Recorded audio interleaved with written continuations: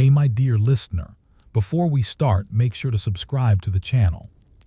Comment down where are you from and what's your time right now. Let's jump into the video. Story 1.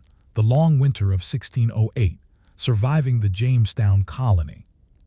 The Jamestown Colony, founded in 1607, sits in your mind not as a bustling settlement but as a place of constant struggle, where survival was never guaranteed and death often seemed to come quietly through the night. When you think about the first English colonists in Virginia, it is tempting to imagine heroic acts and grand adventures. Yet much of history passes over the ordinary, unremarkable, and exhausting realities of life in a new world. You, if you were there, would quickly understand that the grand narrative of exploration often obscures the more pressing, mundane truths of survival. Finding enough food, shelter, and clean water, and the mental strain of isolation. The settlers arrived in a land both promising and treacherous, with a climate unlike anything they had known in England. Virginia, with its humid summers and cold, wet winters, was a place where every day carried the risk of sickness, hunger, and accidents that could prove fatal. The first winter, which we now call the starving time, was particularly merciless. The colony was poorly prepared. The supply ships had been delayed, and the settlers had overestimated the fertility of the land and underestimated the labor required to cultivate it. Corn, beans, and other crops needed careful tending. Yet in the first months, the settlers were often too weak or distracted by disease to plant sufficient food. You would wake up to a gray dawn, the mist hovering over the James River, with frost on the edges of your crude wooden shelter. Every task, chopping wood, fetching water, stoking a fire, would feel like a monumental effort. Illness lurked in every corner. Dysentery, typhoid, and scurvy were common, spreading through the colony silently, a result of contaminated water, spoiled food, and a diet lacking in fresh produce. You might see someone you had shared bread with the day before collapse suddenly, their strength sapped by disease and exhaustion. The personal grief of these deaths was compounded by the simple necessity of survival. There was always another person to care for, another ration of food to allocate, another task to complete. The Jamestown settlers had some knowledge of survival, gleaned from prior expeditions or stories of other colonies, but it was often insufficient. Fishing and hunting required tools and skill, and the forests and rivers of Virginia were both a source of sustenance and danger. Bears, snakes, and panthers roamed the woodlands. The swampy areas bred mosquitoes that brought fevers. Food shortages became so acute that colonists resorted to eating the unthinkable: dogs, horses, and, in extreme cases, the dead. Archaeological evidence has uncovered human bones with marks indicating ritualistic or survival cannibalism during that harsh winter, an unspoken testament to the extremities of human endurance. Yet amid these dire circumstances, survival was ordinary. People found ways to cope through small, practical measures. They built more effective shelters, reinforced their palisades against attacks, and learned to fish with what little equipment they had. You might witness a small triumph, a successful catch of shad from the James River, or a small patch of corn that survived the frost. These were victories that, at the time, seemed unremarkable but were crucial for the continuation of the settlement. Every day required careful management of resources. You would measure your rations meticulously: one small piece of salted meat, a few kernels of corn, and whatever berries could be foraged without risking a snake bite or attack by a wild animal. Hygiene was difficult to maintain. Water had to be drawn from the river, often muddy and contaminated, and cooking over the fire could only do so much to prevent illness. Clothes wore thin, and shoes often fell apart in the mud, leaving bare feet vulnerable to infection. Survival demanded constant attention to these seemingly minor details. Relations with the local Powhatan Confederacy were equally critical to daily life. The Powhatan people had lived on the land for generations and understood its rhythms, dangers, and resources. You might find yourself relying on their guidance for planting, hunting, or fishing. Yet trust was fragile, shaped by both cultural misunderstandings and the ongoing pressure of survival. A single misstep could jeopardize the fragile balance between settlers and the indigenous population. As winter stretched on, you would come to understand that survival was as much a mental challenge as a physical one. Boredom, fear, and despair were as dangerous as any disease. A person could lose the will to eat or work, succumb to the cold, or wander into the forest in a daze. Small routines, a conversation with a fellow settler, the act of cleaning the cabin, the ritual of meal preparation became anchors that kept people tethered to life. You, immersed in these routines, would feel how ordinary acts could hold the line against overwhelming hardship. Despite the hardship, life at Jamestown was not entirely grim. Moments of levity and human ingenuity appeared in unexpected places. Someone might fashion a makeshift broom from reeds, improving hygiene slightly. A child might play near the riverbank, the sound of laughter momentarily dispelling the oppressive atmosphere. These small acts were not heroic, but were a testament to the resilience embedded in ordinary survival. You would notice how the colonists adapted, learning which plants were safe to eat, which areas of the river yielded fish, and how to store what little food they had without losing it to pests or rot. The winter did not just test physical endurance, it revealed character, social bonds, and the unrecorded labor of countless individuals. Women tended to sick family members and neighbors, sometimes at great personal risk. Men ventured into dangerous woods or swamps to hunt or gather food. Children helped where they could, carrying water or watching younger siblings. Each person contributed in small but vital ways, ensuring that the colony would continue into spring. Yet even as spring approached and new supplies arrived, questions lingered. How much had the colony learned from this suffering? Would future settlers face the same hardships, or would the lessons of the starving time be enough to prevent such extreme deprivation? You could see the precariousness of their existence. Survival was neither guaranteed nor glamorous. It was mundane, exhausting, and repetitive, yet it was essential. And perhaps that is the aspect of Jamestown history that is most often overlooked: the quiet, relentless struggle of ordinary people, which did not make it into the heroic narratives, but determined whether the colony lived or died. As you watch the colony endure, you might wonder, how do ordinary humans pushed to the edge find the will to continue, day after day, in circumstances that test every ounce of their strength? And how much of the history we think we know is shaped by those who survived, rather than those who simply endured in silence? Spring had arrived at Jamestown, though arrival is a relative term in a colony battered by months of frost, hunger, and disease. The air was warmer, but the mud remained thick and clung to your boots like a persistent reminder of the previous season's misery. For those who had survived, every day continued to demand extraordinary endurance, but now the work shifted from mere survival to the slow, painstaking process of establishing some stability. You would witness, if you were present, how ordinary people, tired, ill, and often frightened, became accidental innovators, finding small ways to stretch limited resources and ease the daily grind of life. With the first signs of green sprouting in the fields, attention turned to agriculture. Corn, the lifeblood of the colony's survival, required careful tending. You would see men and women bent over small plots, weeding, protecting seedlings from pests, and digging channels to guide water to the young plants. Corn was unfamiliar to most of the English settlers, who had grown up with wheat, barley, and oats. Learning how to cultivate this crop demanded trial and error. The Powhatan people, whose presence loomed both as a potential threat and a source of essential knowledge, had demonstrated effective planting techniques, and some colonists cautiously adopted them. Yet even with guidance, weather was unpredictable, and a single storm could ruin weeks of labor. Water, which had once seemed plentiful, now required careful attention. The James River teemed with life, but it also carried risks. Drinking untreated river water had already contributed to disease during the winter months. You might observe settlers digging shallow wells or constructing crude filtration systems, dropping layers of sand and charcoal into barrels to remove silt and sediment.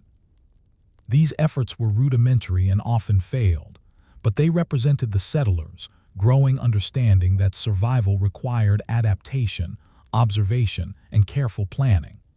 Even minor improvements, cleaner water, slightly better food storage, or a sturdier roof could mean the difference between life and death.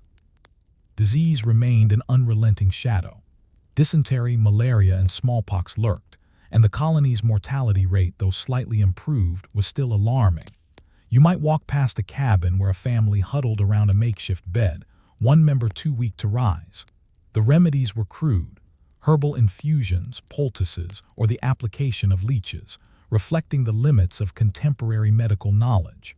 Survival was as much about avoiding sickness as it was about finding food. People learned to observe symptoms carefully, noting patterns of illness and adjusting routines to minimize exposure to stagnant water, contaminated food, and unsanitary conditions. Daily routines were repetitive yet essential. Each morning, you would fetch water from the river, tend the fires in the communal kitchens, and check the small fields for damage from frost or animals. Tasks were distributed along informal lines. Women and children prepared meals, cared for the sick, and mended clothing, while men focused on hunting, fishing, and repairing shelters. There was no glamour in this work, and no record would commemorate these hours. Yet it was through these ordinary, almost invisible acts that the colony endured. Food shortages remained a pressing concern. Hunting and fishing offered limited relief. Deer and turkeys were scarce in the immediate vicinity, and smaller game required patience and ingenuity to capture. Fishing, while potentially more reliable, demanded skill and cooperation. Nets had to be repaired, lines tied with precision, and fish smoked or dried to last beyond the day's meal. The act of survival often required trade-offs. If you spent hours tending a field, you might have less time to hunt or forage, risking starvation for the sake of a potential harvest.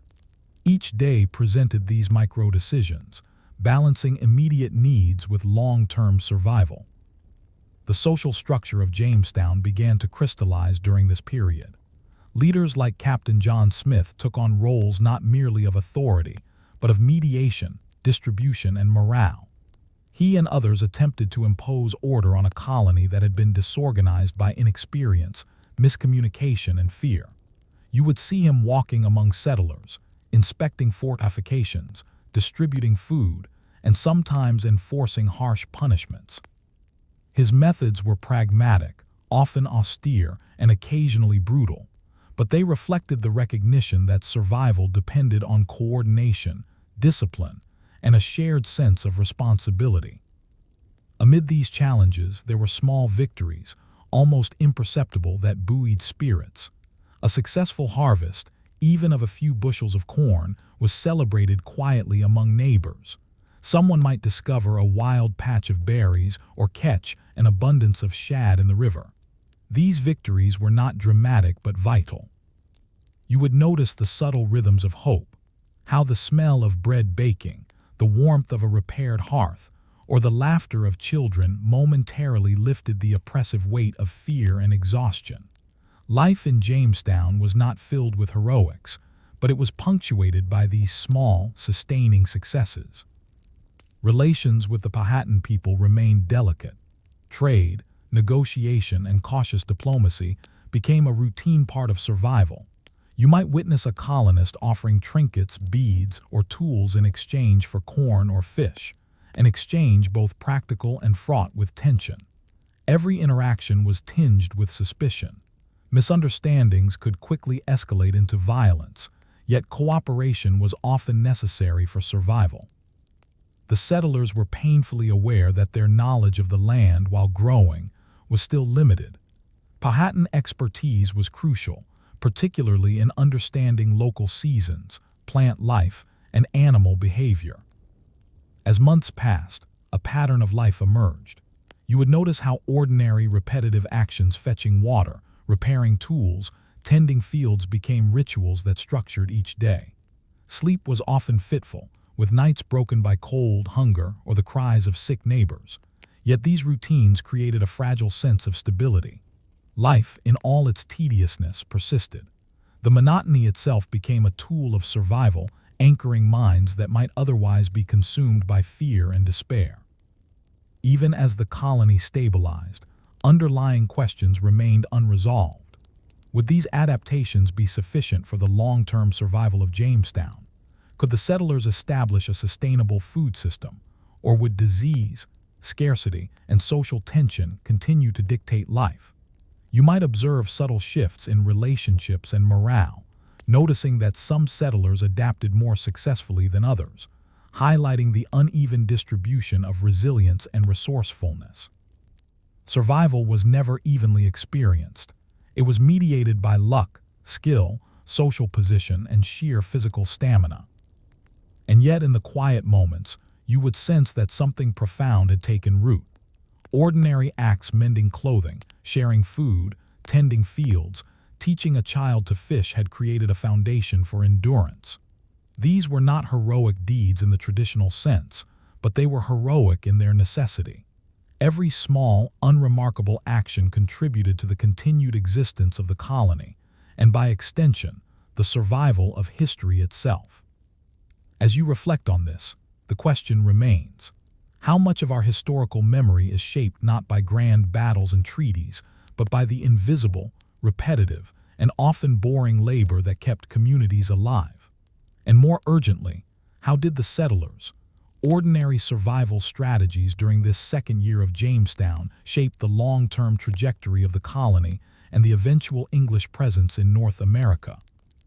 By the second year of Jamestown's existence, the colony had shifted from chaotic desperation to a fragile rhythm of survival.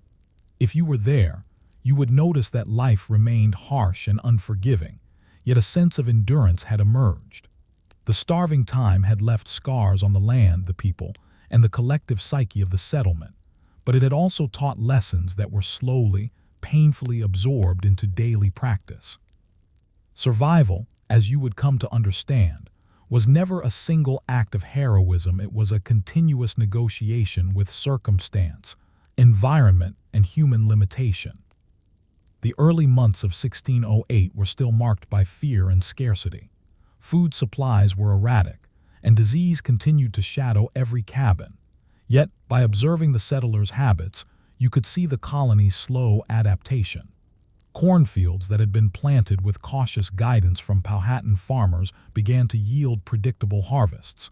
Fishing and hunting techniques improved as experience accumulated. The colonists learned to store dried fish and salted meat more effectively, preventing some of the losses that had contributed to the previous winter's catastrophe. You would notice subtle but critical innovations: wooden barrels lined with pitch to reduce spoilage, fire pits designed to cook large portions efficiently, and fences to keep animals from trampling crops. Social structures also evolved. Hierarchies became more pronounced, reflecting practical necessity rather than abstract notions of status. Leadership was no longer merely symbolic. It required active management of resources, enforcement of labor, and sometimes the harshest of discipline. Captain John Smith's influence had waned by the time the second year progressed, but his early insistence on order, productivity, and negotiation with the Powhatan people left an enduring imprint. New leaders emerged, often quietly, through competence rather than authority, guiding small groups of settlers with practical wisdom rather than formal power. Women, children, and the elderly played equally critical roles in sustaining life. You would witness women managing the communal kitchens, brewing simple remedies from herbs, and caring for sick neighbors, while children ran errands, fetched water, and observed the work that would eventually become their own responsibility. Even minor contributions, tending small vegetable plots, mending clothes, sharpening knives, were essential for the colony's continuity. The repetition of these ordinary acts reinforced a pattern of survival that was invisible to history but crucial in practice. Relations with the Powhatan Confederacy continued to define the colony's fate. Trade and diplomacy were not merely convenient, they were survival. Corn, furs, and other necessities passed through careful negotiation, sometimes tense, sometimes cooperative. You would notice that survival depended on observation. Colonists had to interpret subtle cues of goodwill or suspicion, adapt to local customs, and negotiate carefully without appearing weak or hostile. One misstep could provoke violence, yet careful, ordinary diplomacy often allowed the colony to endure where brute force alone might have failed. Despite these adaptations, survival remained precarious. Outbreaks of disease periodically claimed lives. Storms and floods damaged crops, and wild animals continued to threaten livestock. Some settlers never fully recovered from the physical and psychological toll of the previous winter. You would notice the weary faces, the cautious movements, the quiet expressions of relief when a meal lasted longer than expected, or when a sick neighbor recovered enough to rise from bed. The triumphs were small, yet they were profound, representing human resilience in the face of relentless adversity. The colony's slow stabilization also brought new challenges. A growing awareness that Jamestown's survival was a fragile achievement, dependent not on luck alone but on the consistent performance of mundane tasks. Every day was a test of endurance, patience, and practical intelligence. You might observe a settler meticulously inspecting the corn, adjusting irrigation channels, or carefully rationing dried fish. Each act, repetitive and ordinary, had consequences far beyond what might appear obvious. In this sense, history was made not in grand battles or proclamations, but in the quiet, persistent labor of ordinary people. As spring turned to summer, the results of these efforts became tangible. Harvests provided sufficient food to last through the hot months, reducing dependence on precarious trade or hunting expeditions. The settlement began to grow, both in population and in confidence. You would see cabins being repaired or expanded, small gardens tended carefully, and children learning the skills required to maintain these routines. Life was far from easy, but the constant fear of starvation had diminished, replaced by the steady, almost dull rhythm of labor and survival. Yet even as the colony persisted, the question of legacy lingered. You might wonder how much of what we now consider Jamestown's success was built on sheer endurance rather than clever strategy. How many lives, largely forgotten, contributed to the continued existence of the settlement? How much of history's focus on leadership, exploration, and conquest obscures the reality that ordinary survival, the repetitive, painstaking work of daily life, was the true engine of continuity? Survival was not extraordinary in its spectacle, but it was extraordinary in its quiet effectiveness. The long winter and its aftermath also illuminate the human capacity for adaptation. You would notice that people learned to conserve, to share, and to cooperate. They found ways to repurpose materials, to anticipate threats, and to endure both physical and emotional hardship. These skills were not heroic in the traditional sense, but they were the foundation of all future colonial success. The colony's endurance depended not on a single leader or moment of inspiration, but on the collective, often unnoticed actions of ordinary individuals. By the end of 1608, Jamestown was not flourishing, nor was it safe from future hardship. Yet it had survived. Its people had learned to navigate the harsh environment, to manage limited resources, to negotiate with neighbors both friendly and hostile, and to sustain the mental and physical effort required for survival. Ordinary persistence, repeated daily in small increments, had ensured that life continued, and through their labor, the colony remained a foothold for English settlement in North America. As you reflect on the story of Jamestown, it becomes clear that survival, not heroism, is the invisible force shaping history. The details we often overlook: the meticulous rationing of food, the repairing of tools, the tending of sick neighbors, formed the real story of the colony's endurance. It challenges modern assumptions about history, which tend to prioritize grand events over the uncelebrated but essential efforts of ordinary people. The question remains, if history is written by those who survive, how many lessons, strategies, and stories of quiet resilience have been lost to time, overshadowed by the dramatic and the extraordinary? In the end, Jamestown reminds us that ordinary survival is rarely recognized in history, yet it is the thread on which all human stories depend. Life, in its repetitive and often boring details, is the true measure of endurance. It is the daily actions fetching water, tending crops, sharing meals, caring for the sick that have shaped human history as much as any battle, treaty, or invention. And perhaps, when we think of the past, we should ask, what have we forgotten about the ordinary people who kept life going, day after day, in places and times that history barely remembers? Story 2, Bread and Bones, Life in a Medieval Siege. Imagine yourself standing behind the walls of a medieval castle, the stones cold under your fingers, the air thick with smoke from distant fires. Beyond these walls, an army surrounds you, encamped with the deliberate patience of people intent on starving you out rather than storming the gates immediately. You might expect that history remembers sieges as tales of heroic defenders, brilliant generals, or dramatic breakthroughs. Yet most of the story how ordinary people endured, ate, and fought to survive is left unrecorded. Survival was not a spectacle. It was repetitive, exhausting, and often grotesque in its mundanity. A siege by design is an exercise in slow attrition. The attacking army aims to cut off supplies, water, and reinforcements, forcing defenders to ration what little they have. You would notice immediately that food is the primary concern.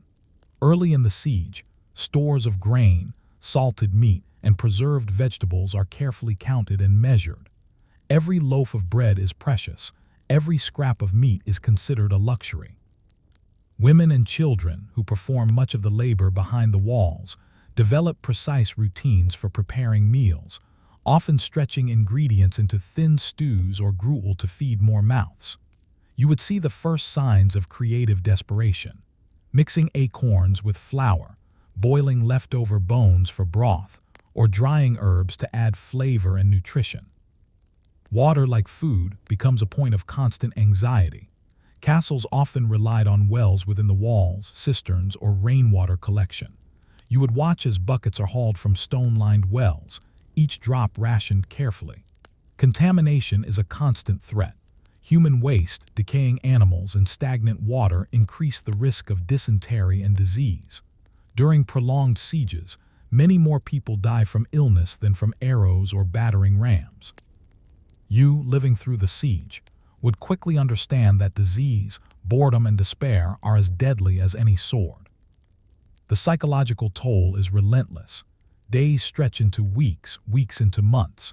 You would hear the constant hum of anxiety, the nervous whisper of rumors about the attacking army, and the occasional scream from someone who has finally given in to fear or hunger. Children grow pale and quiet, learning quickly the harsh rhythms of survival. Wait for food, conserve strength, maintain warmth. Boredom is pervasive, yet it is inseparable from fear. Every idle moment allows imagination to amplify threats, real and imagined. Survival during a siege demands organization, discipline, and small acts of ingenuity. You would see people taking turns tending fires, guarding gates, and scavenging for usable scraps from empty kitchens. Waste is minimized to almost absurd extremes. Old leather boots boiled for gelatin, broken pottery used to store water, animal bones saved to make simple broth. The mundane, repetitive labor of maintaining life becomes an unspoken form of heroism. You learn through observation that survival is not dramatic. It is meticulous, patient, and deeply exhausting. Beyond food and water, disease continues to shape life. Typhus, scurvy, and dysentery often accompany hunger, striking indiscriminately.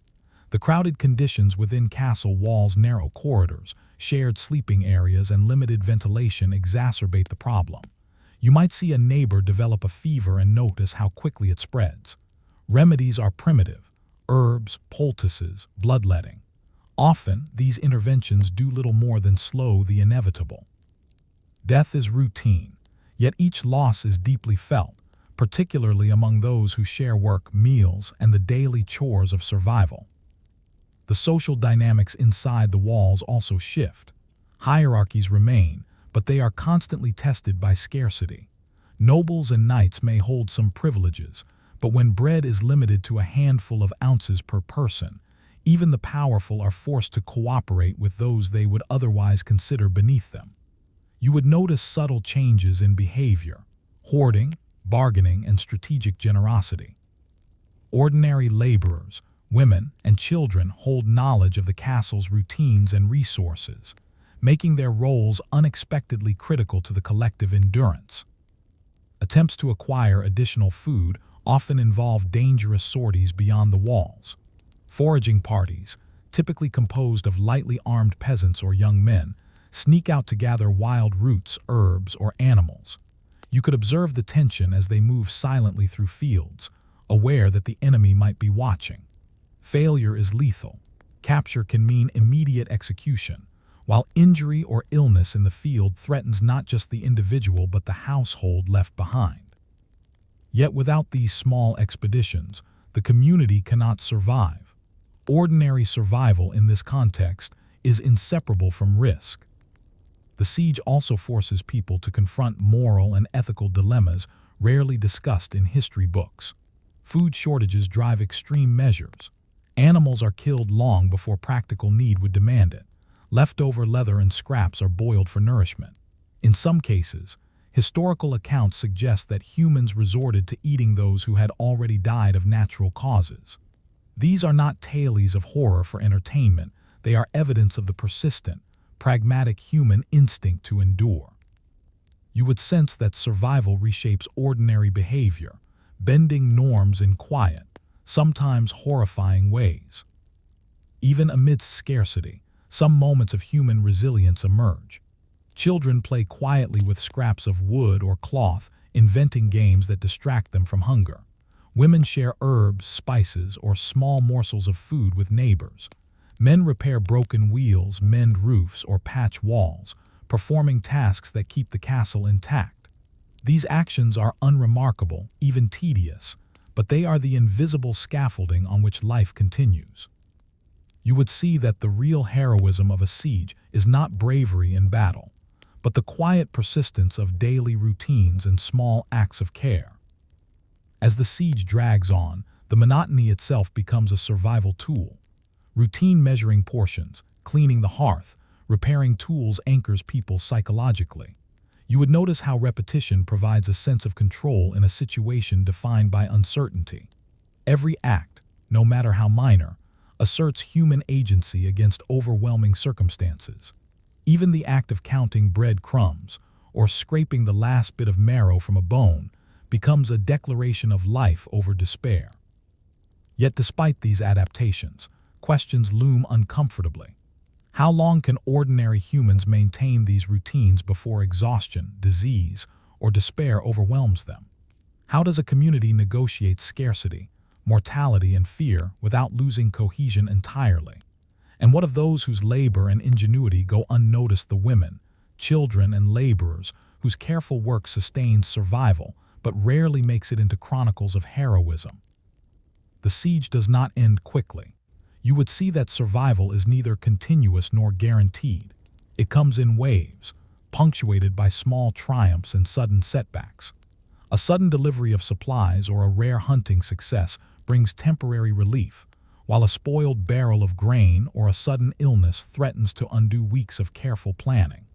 Life under siege is measured not in days, but in incremental victories over hunger, disease, and despair. By the end of the first phase of the siege, you would notice that the ordinary acts of survival, rationing food, repairing shelters, tending the sick, and maintaining psychological routines form the hidden backbone of the castle's endurance. History may glorify the moment a gate is breached or a battle won, but it is these unseen efforts that decide whether a community lives to fight another day. Survival is, in essence, an accumulation of countless small, repetitive acts that together create a fragile but persistent continuity. And so, as you reflect on life behind the walls, one question lingers. In a world defined by scarcity, fear, and slow attrition, what strategies of ordinary survival persist, uncelebrated, and how much of human history has been quietly shaped by them, rather than by battles and sieges themselves? As the siege stretched from weeks into months, the castle's inhabitants settled into a rhythm that blurred the lines between routine and necessity. If you were present, you would notice that life had become a series of calculated actions designed to eke out the barest survival. The extraordinary violence outside the walls was less pressing than the slow, insidious pressures inside, dwindling food, disease, and the quiet despair of monotony. Each day demanded patience and careful management, and each small victory, harvesting a handful of herbs, mending a hole in the roof, was a triumph of endurance. The scarcity of food remained the dominant concern. Early stores of grain, salted meat, and dried beans were long depleted.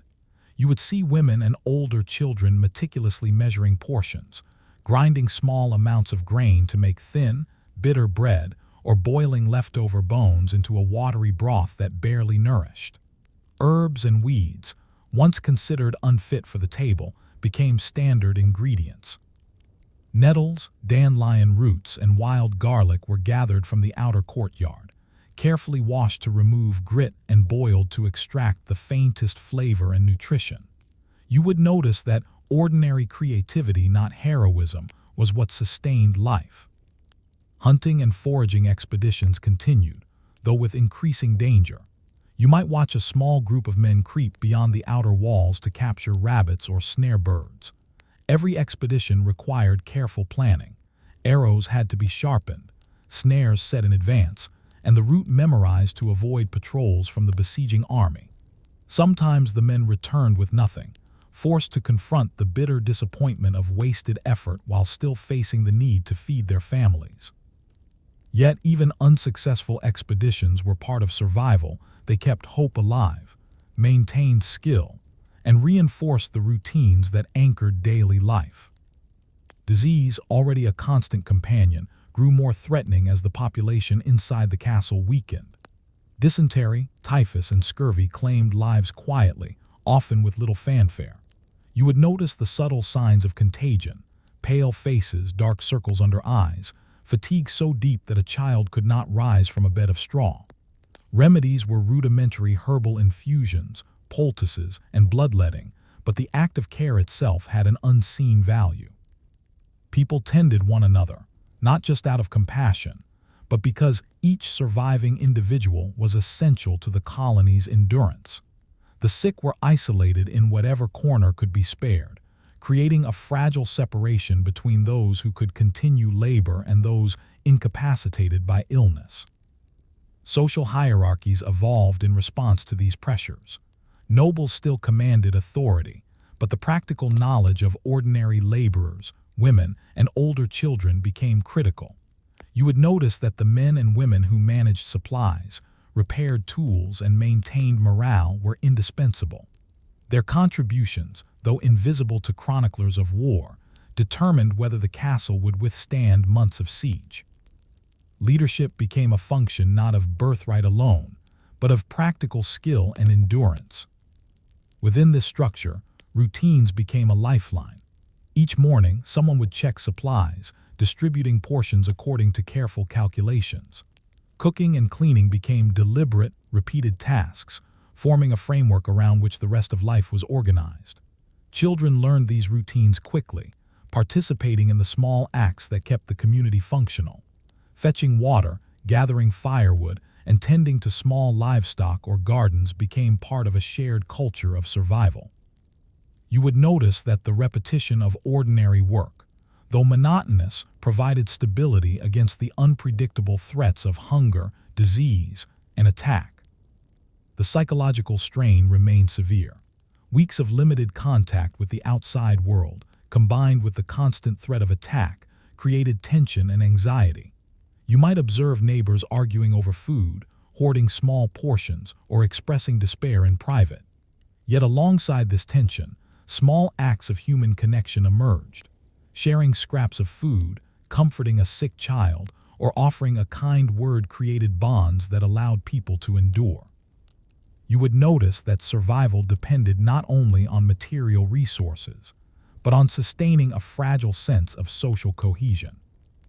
Rationing strategies evolved as the siege wore on. Grain was ground into ever finer meal, mixed with roots or dried herbs to create a semblance of bread. Salted meat was boiled multiple times to extract every ounce of flavor. Water was collected from every available source, filtered through cloth or boiled when possible. Even in these extreme conditions, ingenuity persisted. You would notice people experimenting with food storage, fermentation, and preservation techniques, all driven by the need to stretch limited resources. These small innovations were not heroic acts, they were quiet, patient solutions to recurring problems. Even as conditions worsened, there were moments of levity and human resilience. Children might fashion toys from scraps of wood or cloth, turning boredom into fleeting amusement. A brief song or whispered story might circulate among adults, distracting from the gnawing anxiety of hunger. You would notice how these ordinary moments, seemingly trivial, contributed to mental endurance. They were acts of quiet resistance against despair, allowing people to retain some sense of humanity even in extreme circumstances. Relations with the besieging army added another layer of tension. Sometimes, negotiators or spies moved between the walls and encampments, exchanging goods, messages, or intelligence. You might watch a tense encounter where survival hinged on reading the other party's intent correctly. Miscommunication could be fatal, yet small acts of diplomacy allowed limited supplies or temporary truces to be negotiated.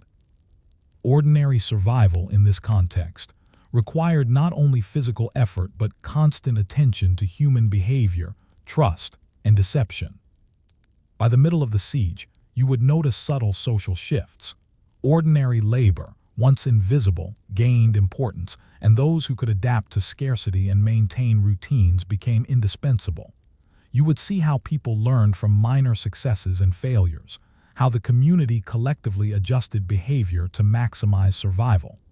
Cooperation, observation, and careful planning became as critical as courage in battle. Yet despite these adaptations, a persistent question hung over the castle. Could these strategies, refined over months, ultimately sustain life until relief arrived, or would the accumulated strain of hunger, disease, and exhaustion ultimately break the community? You would sense the fragility of human endurance, the limits of ordinary survival, and the extraordinary patience required to continue under circumstances that offer little reward beyond life itself. As the siege dragged on, it became clear that the story of survival was not a tale of single dramatic moments, but of repetition, observation, and small innovations. The quiet, often unnoticed labor of women, children, and laborers, combined with the practical management of resources, determined whether the castle endured. History often celebrates the moments of swordplay or heroic defense, yet the unglamorous work of ordinary survival quietly shapes the outcomes of conflict. And so, standing within the castle walls, you might wonder, how much of history's narrative overlooks the importance of routine, ingenuity, and perseverance? How many battles and sieges were ultimately won or lost not through heroism, but through the relentless, ordinary effort required to survive each day? By the final months of the siege, the castle had become a world unto itself, a fragile ecosystem governed by scarcity, routine, and constant vigilance. If you were there, you would notice that the grand strategies of generals mattered far less than the quiet, persistent labor of ordinary people. Every day, every rationed morsel, every repaired tool, and every small act of cooperation determined whether life persisted or dissolved into chaos. The siege had become less a battle of armies and more a prolonged test of human endurance, adaptability, and ingenuity. Food remained the most pressing challenge. By now, the castle's stores were nearly depleted. Grain and dried meat were measured with obsessive care. You would see women and children scraping together what could be spared, grinding the tiniest scraps of grain, and boiling bones repeatedly to extract the faintest nutritional value. Occasionally, small victories appeared. A rabbit trapped beyond the walls, a foraging party returning with nettles or mushrooms, or a forgotten barrel of salted fish uncovered in a storeroom. Each success, however minor, was a critical lifeline that allowed routines to continue. Water, too, required meticulous management. Wells and cisterns were carefully monitored, with buckets rationed for drinking, cooking, and cleaning. Contamination was an ever-present danger, and any lapse in hygiene could trigger illness that threatened the fragile balance of survival. You would notice that each act of fetching, filtering, and distributing water carried weight beyond the physical labor it was essential for life itself. Even a single misjudgment could have consequences that rippled through the small society within the walls. Disease, persistent throughout the siege, took its toll on both body and spirit. Typhus, dysentery, and scurvy continued to claim lives, particularly among children and the elderly. You might witness a neighbor collapse quietly, their body weakened by months of inadequate nutrition. Caregivers, themselves exhausted, had to continue their work despite the constant risk of contagion. Small acts of care covering the sick with blankets, administering herbal infusions, or simply speaking gently became acts of extraordinary significance. You would realize that compassion, repetition, and patience were as vital to survival as rationed food or sturdy walls. Social hierarchies had shifted subtly under the pressure of survival. Nobles and knights retained nominal authority, but practical skill had become the real currency of life. Those who could repair roofs, manage supplies, tend fires, or coordinate foraging efforts were indispensable. Ordinary laborers, women, and children had acquired expertise in survival, and their contributions were no longer invisible. You would notice that leadership was now collaborative. Decisions about rationing, foraging, or care were made collectively, guided by experience and observation rather than rank alone. Despite the dire conditions, moments of resilience and even levity persisted. Children crafted toys from scraps of wood or cloth, finding amusement in creativity despite hunger and fear. Quiet songs and whispered stories passed from adult to child, reinforcing connections and morale. You would see neighbors sharing tiny portions of food or trading small comforts: an extra blanket, a piece of preserved meat, or a comforting word. These actions were unremarkable in themselves, yet collectively they reinforced the psychological scaffolding that allowed people to endure. The siege also revealed moral and ethical pressures. Scarcity forced extreme decisions, slaughtering livestock prematurely, reusing every scrap of food, and sometimes consuming those who had died of disease. Such measures were not sensationalized acts of horror, they were calculated, necessary adaptations to conditions that left no margin for error. You would observe how survival reshaped behavior. Norms and taboos bent to accommodate necessity, and ordinary ingenuity became the mechanism for maintaining life. Relief, when it finally arrived, was anticlimactic yet profound. A convoy of supplies from a nearby ally, a temporary retreat of the besieging army, or a negotiated truce allowed the castle's inhabitants a reprieve. You would notice the muted celebrations: a loaf of fresh bread shared among neighbors, a barrel of clean water distributed, or a small patch of sunlight warming a repaired courtyard. These were not heroic victories. They were quiet acknowledgments that human endurance, repetition, and cooperation had carried the community to the next day. The aftermath of the siege revealed the deeper truths of survival. Many had perished, and those who remained bore the physical and psychological scars of months of deprivation. Yet the castle endured, and its inhabitants had acquired skills, routines, and knowledge that ensured continued survival. You would notice that life had been reshaped. Daily routines were now more efficient, social cohesion had strengthened, and the quiet, repetitive labor that had sustained life became an ingrained part of culture.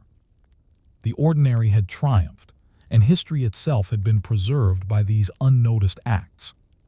Looking back, the siege demonstrates that history is often written in the dramatic gestures, the storming of walls, the clash of armies, but that the real determinants of survival lie elsewhere.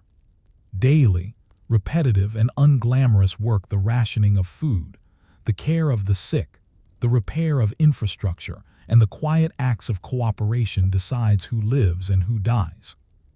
You would understand that heroism is not only in bold gestures, but also in the persistence required to maintain ordinary life under extraordinary circumstances.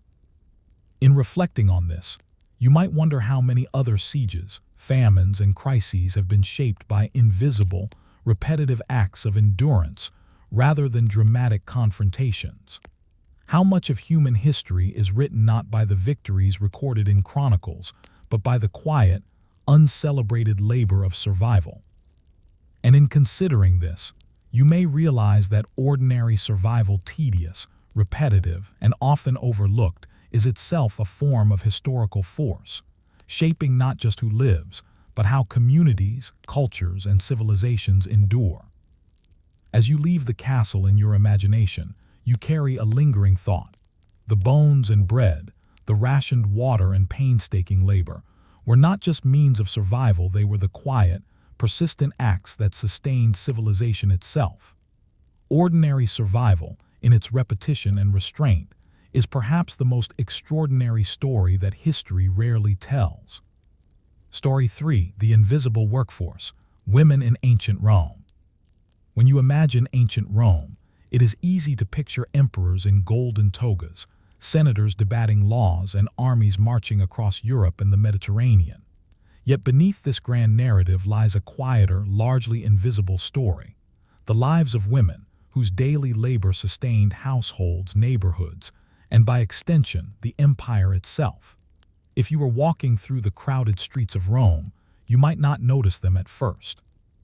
Their work was ordinary, repetitive, and largely unrecorded, yet it was indispensable. Without it, neither the elite nor the military could function effectively.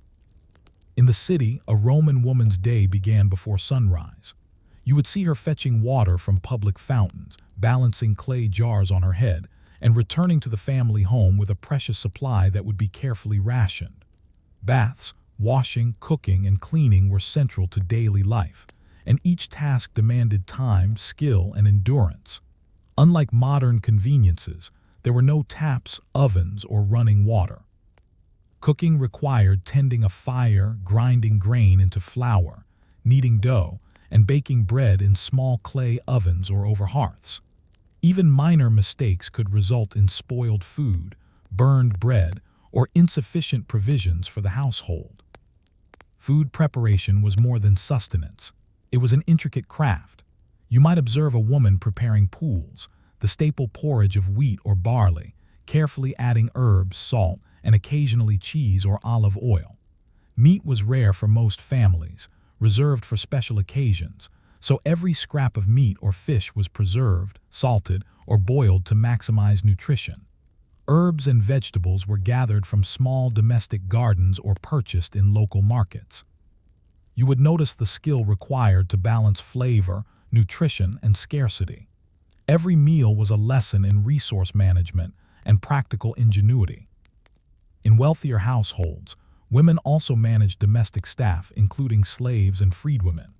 You might see a matron directing chores, grinding grain, fetching water, cleaning floors, laundering clothes, or tending animals kept for milk and eggs. Every instruction required attention and coordination. Mistakes could lead to shortages, illness, or social embarrassment, which in Roman society was taken seriously. Even small failures had consequences, highlighting the high stakes of daily domestic labor. Outside the household, many women participated in economic life, often in ways that remain invisible in historical records. You could witness them weaving wool into tunics, spinning thread, or working with linen to create garments for sale or personal use. Some ran small shops, sold foodstuffs in markets, or acted as informal accountants for family businesses. These activities required technical knowledge, meticulous care, and endurance. You would notice how ordinary, repetitive tasks washing, spinning, baking, caring for children formed the backbone of urban Roman society, keeping trade, commerce, and households functioning. Childcare and education were similarly labor-intensive. Women cared for infants and toddlers, breastfeeding where possible, preparing soft foods, and tending minor illnesses. They also oversaw the early education of children, teaching basic literacy, numeracy, and moral conduct. In wealthier families, tutors might assist, but the bulk of guidance and supervision rested with the mother or female relatives. You would see the quiet but critical work of shaping the next generation, maintaining routines, monitoring behavior, and instilling skills and values essential to survival in both domestic and public life. Health and hygiene added another layer of responsibility. You might observe women preparing herbal remedies for minor illnesses, boiling water to wash wounds, and maintaining household sanitation as best they could in a crowded urban environment. Disease was a constant threat in Rome, from waterborne infections to fevers spread through close quarters. Women's labor often made the difference between survival and sickness for children, elderly relatives, and even the wider community. Religious and social duties also consumed significant time. Women participated in household rituals, cared for altars, prepared offerings, and ensured that daily prayers and sacrifices were performed properly. Festivals required labor-intensive preparation, cooking for dozens, cleaning communal spaces, and coordinating events. These responsibilities were not optional. Failure to maintain religious obligations could result in social censure or even fear of divine disfavor. You would notice that survival and social cohesion were deeply intertwined, and that the ordinary work of women upheld both. Slavery further complicated women's work. Many Roman households included enslaved women, whose labor supplemented that of free women, but also demanded management, oversight, and sometimes instruction. Even in households with slaves, women were not relieved of responsibility. Rather, their roles shifted to coordination, planning, and supervision. You would see the careful delegation of tasks, the management of resources, and the maintenance of authority, all of which required skill and endurance. In poorer households, survival depended almost entirely on women's labor. You could observe a woman rising before dawn, performing physically exhausting chores, foraging for food, washing clothes in public basins, and preparing meals for her family. Her work was unrecorded by historians, yet it was crucial for the community's endurance. She negotiated with local vendors, bartered goods, and preserved resources to stretch meager supplies over days or weeks. These ordinary acts were the true engine of survival, invisible yet essential. Even leisure, when it existed, was bound up in routine and utility. Small breaks, perhaps spinning while chatting with neighbors, tending a garden, or observing the city streets, were brief and functional.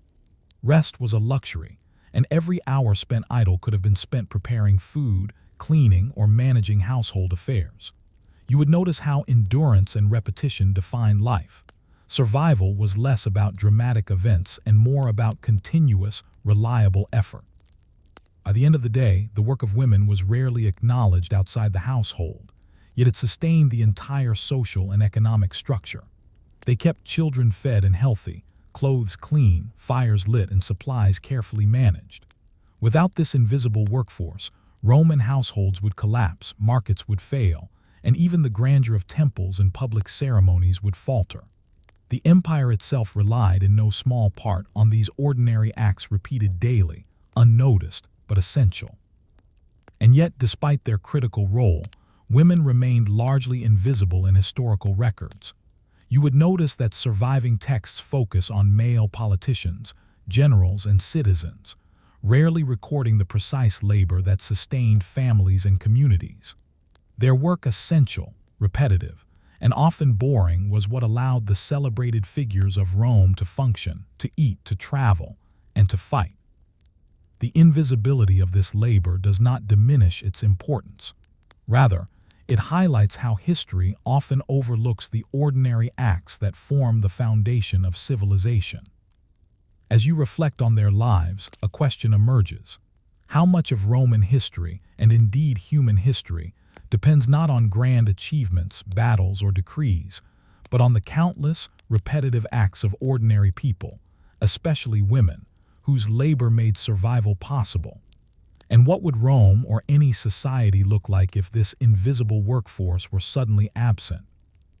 As the sun rose over the bustling streets of Rome, the work of women continued largely unseen but fundamentally vital.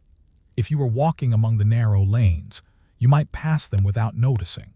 A matron arranging provisions in a kitchen, a young woman spinning wool in a dimly lit room, a mother soothing her child as she kneaded dough. Their days were structured by repetition and responsibility, their labor quietly maintaining the rhythm of city life. Without it, the grandeur of Roman public life, the markets, the baths, the forums would crumble under the weight of neglect and disorder. Food remained central to every household, and women were its primary managers. You would see them rise before dawn to light fires and prepare pools or bread for the day. In wealthier households, they supervised slaves who performed much of the heavy labor, grinding grain, fetching water, and cleaning.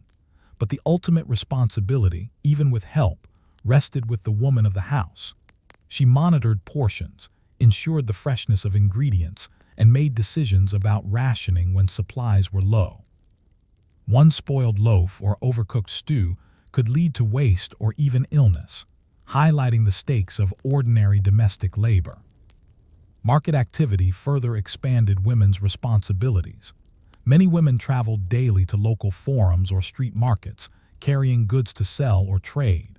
You might observe them bartering grains, oils, or handmade textiles, calculating carefully to ensure a fair exchange. These excursions were not leisure but labor-intensive, requiring physical endurance, negotiation skills, and careful attention to social norms. Even a momentary misjudgment, overpaying for a commodity or offending a merchant, could have tangible consequences for the household's survival. You would notice that such trips required both practical knowledge and social acumen, demonstrating how women's ordinary work intersected with the economic life of the city. In addition to provisioning, women were responsible for managing hygiene and health in the household. Bathing practices, though public in some instances, often involved preparation at home. Water had to be drawn, heated, and transported. Soap, made from lye and fat, was scarce, so it was rationed carefully. You would see a woman supervising the washing of children, the scrubbing of floors, and the cleaning of cooking implements. Minor injuries, cuts, and illnesses demanded her attention, often using rudimentary herbal remedies. These repetitive acts, which may seem mundane today, had profound implications. A failure in cleanliness could lead to infection or disease, jeopardizing the health and survival of the family. Childcare and education were also integral to women's labor. You might notice a mother guiding her children through early literacy, counting exercises, or moral instruction. In wealthier households, tutors might assist, but the day-to-day reinforcement of lessons, routines, and discipline fell squarely on the woman. You would observe that children's survival and future prospects were deeply intertwined with her work. Every meal, nap, and lesson contributed to their development, illustrating how ordinary tasks shaped the next generation. Religious duties added another layer of labor. Women managed household shrines, prepared offerings, and ensured that prayers were performed daily. Festivals, public feasts, and communal rituals required meticulous preparation, cooking for dozens, cleaning spaces, and coordinating activities. You would see women planning these events with precision, aware that social cohesion depended on their success. Even small lapses could cause embarrassment or provoke social criticism. Their labor, though unrecorded in political histories, reinforced the cultural and spiritual continuity of Roman society. In wealthier households, women also played a crucial role in managing slaves and laborers. You might observe a matron instructing a young maid on how to grind grain, clean utensils, or care for children. These instructions required patience, organization, and practical skill. The efficiency of the household, and by extension its social and economic standing, depended on her ability to manage both people and resources. In this way, women's labor extended beyond domestic chores to the orchestration of complex social systems.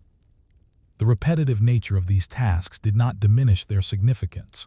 You would notice how endurance became central, waking before dawn, tending fires, preparing meals, cleaning, supervising, and repeating the cycle day after day. Survival in this context was less about extraordinary heroics and more about persistent, reliable effort. Each action reinforced the stability of the household, the community, and ultimately the city. Ordinary labor was the invisible scaffolding of Roman life.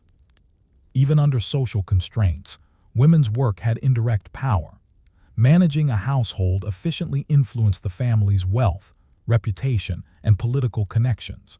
You might see a matron advising a husband or son on resource allocation, or negotiating with merchants and neighbors to secure goods. Her insights, based on intimate knowledge of daily operations, shaped decisions that extended beyond the domestic sphere. This influence, subtle yet pervasive, demonstrates that survival and societal success depended on her labor and judgment. You would also observe coping strategies developed to manage fatigue and stress. Women found brief moments of reprieve chatting with neighbors while washing clothes, quietly tending small gardens, or spinning wool while listening to news from the streets. These small intervals of rest, though brief, were essential for sustaining the physical and mental endurance required for survival. Even leisure was intertwined with productivity. Idle time was rare and often folded into ongoing tasks. Health remained a constant concern. Pregnancy, childbirth, and childcare carried high risks. You would notice women tending to themselves with the limited knowledge and remedies available, balancing their own needs with the relentless demands of household management. Illness in a child or relative required immediate attention, further emphasizing the central role women played in sustaining life. Their endurance shaped not only the survival of individuals, but the continuity of entire households.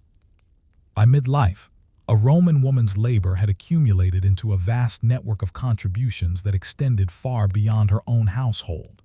Markets ran on the goods she prepared, children survived and thrived because of her care, and social networks were reinforced through the rituals, festivals, and daily routines she orchestrated. You would notice that ordinary labor, repeated daily and often invisible, sustained the foundations of Roman society itself. Without it, even the most celebrated political or military achievements would falter. As the day ended and evening descended over the city, the work of women was far from complete. You would see preparations for the next day begin immediately.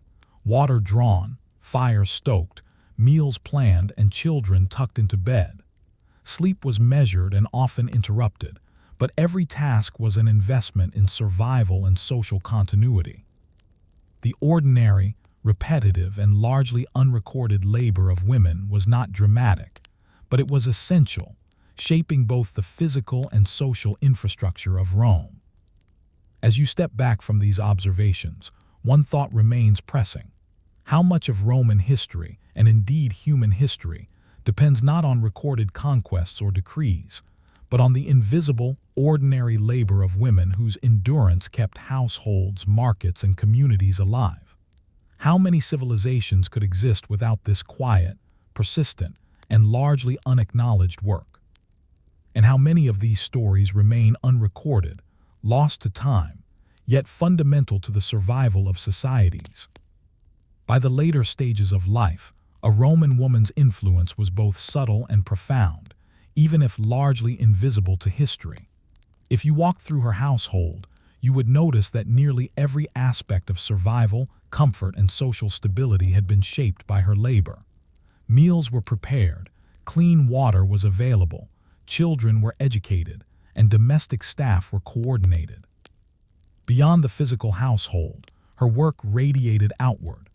Markets thrived because she prepared goods, neighborhoods functioned because social and ritual obligations were maintained, and even political life relied indirectly on the smooth running of her domestic and economic management.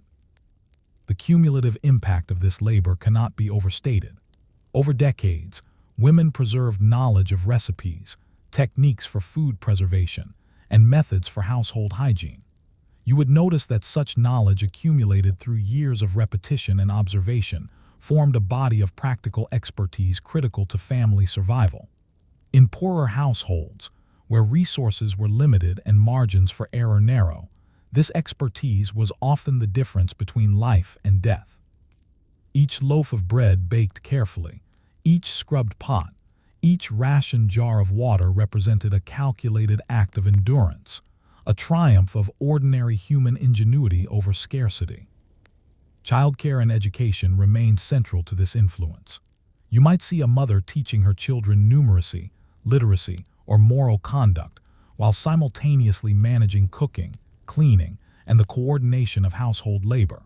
Through these small, repetitive acts, she shaped not only the present survival of the household, but also the future capabilities of her children. In a sense, she cultivated the very workforce that would sustain the city and the empire, blending care with practical training. These ordinary actions, unnoticed in the annals of history, had extraordinary consequences for societal continuity. Ritual and religious obligations further extended her sphere of influence. Household shrines, daily offerings, and seasonal festivals demanded meticulous preparation. You would observe her organizing altars, preparing food for sacrifice, and coordinating with neighbors to maintain communal rites. Such labor reinforced social cohesion, ensuring that cultural practices survived alongside the physical needs of the household. Even small mistakes, an improperly prepared meal for a festival or a neglected shrine, could result in social or spiritual repercussions, underscoring the high stakes of seemingly mundane labor. The management of household staff, whether slaves or freedwomen, was another domain where ordinary labor translated into practical power. You would notice the precision with which she delegated tasks, grinding grain, laundering clothes, fetching water, and caring for children. Her skill in coordination ensured efficiency and minimized waste, allowing the household to function smoothly despite constraints. Leadership in this context was exercised quietly, through organization, observation, and oversight rather than public decree. The invisible power of ordinary labor shaped not only the household, but also the broader community. Economic contributions extended beyond the home. Women managed small-scale production, spinning wool, weaving linen, making clothing, and selling goods in the marketplace. You might watch a matron counting coins, negotiating prices, and determining the most effective use of limited materials. These repetitive economic actions kept local commerce functional, sustaining both family livelihoods and the wider urban economy. Without such labor, markets would falter, and the very infrastructure of Roman urban life would weaken. Health and hygiene, constantly maintained by women, ensured that households could endure the regular threats of disease. Clean water, prepared food, and careful care of children and the elderly mitigated the impact of illness. You would notice that these acts, though repetitive and largely unrecorded, were foundational to the survival of families and communities. Ordinary diligence, rather than heroic intervention, allowed Rome to maintain a dense, urban population over centuries. Over time, the cumulative effect of women's labor became institutionalized in subtle ways. Ritual, economic activity, and domestic management created patterns that reinforced stability across generations. You would see how learned behaviors, techniques, and routines were passed from mother to daughter, forming a hidden continuity that supported not only households, but also neighborhoods and the wider society. Ordinary labor, repeated daily and quietly, became the infrastructure upon which more visible achievements, temples, public works, and political campaigns depended. Even in wealthier households, Where slaves performed heavy labor, women's managerial roles ensured survival and efficiency. You would notice how coordination, planning, and judgment transformed scattered efforts into cohesive systems. Ordinary labor thus conferred a form of indirect authority, enabling women to exercise power through organization and oversight rather than overt command. Their influence, though invisible in historical records, shaped both household and community resilience. As history often emphasizes public achievements, the essential work of women remained largely unrecorded. Yet without this invisible workforce, the celebrated feats of Roman generals, senators, and emperors would have been impossible.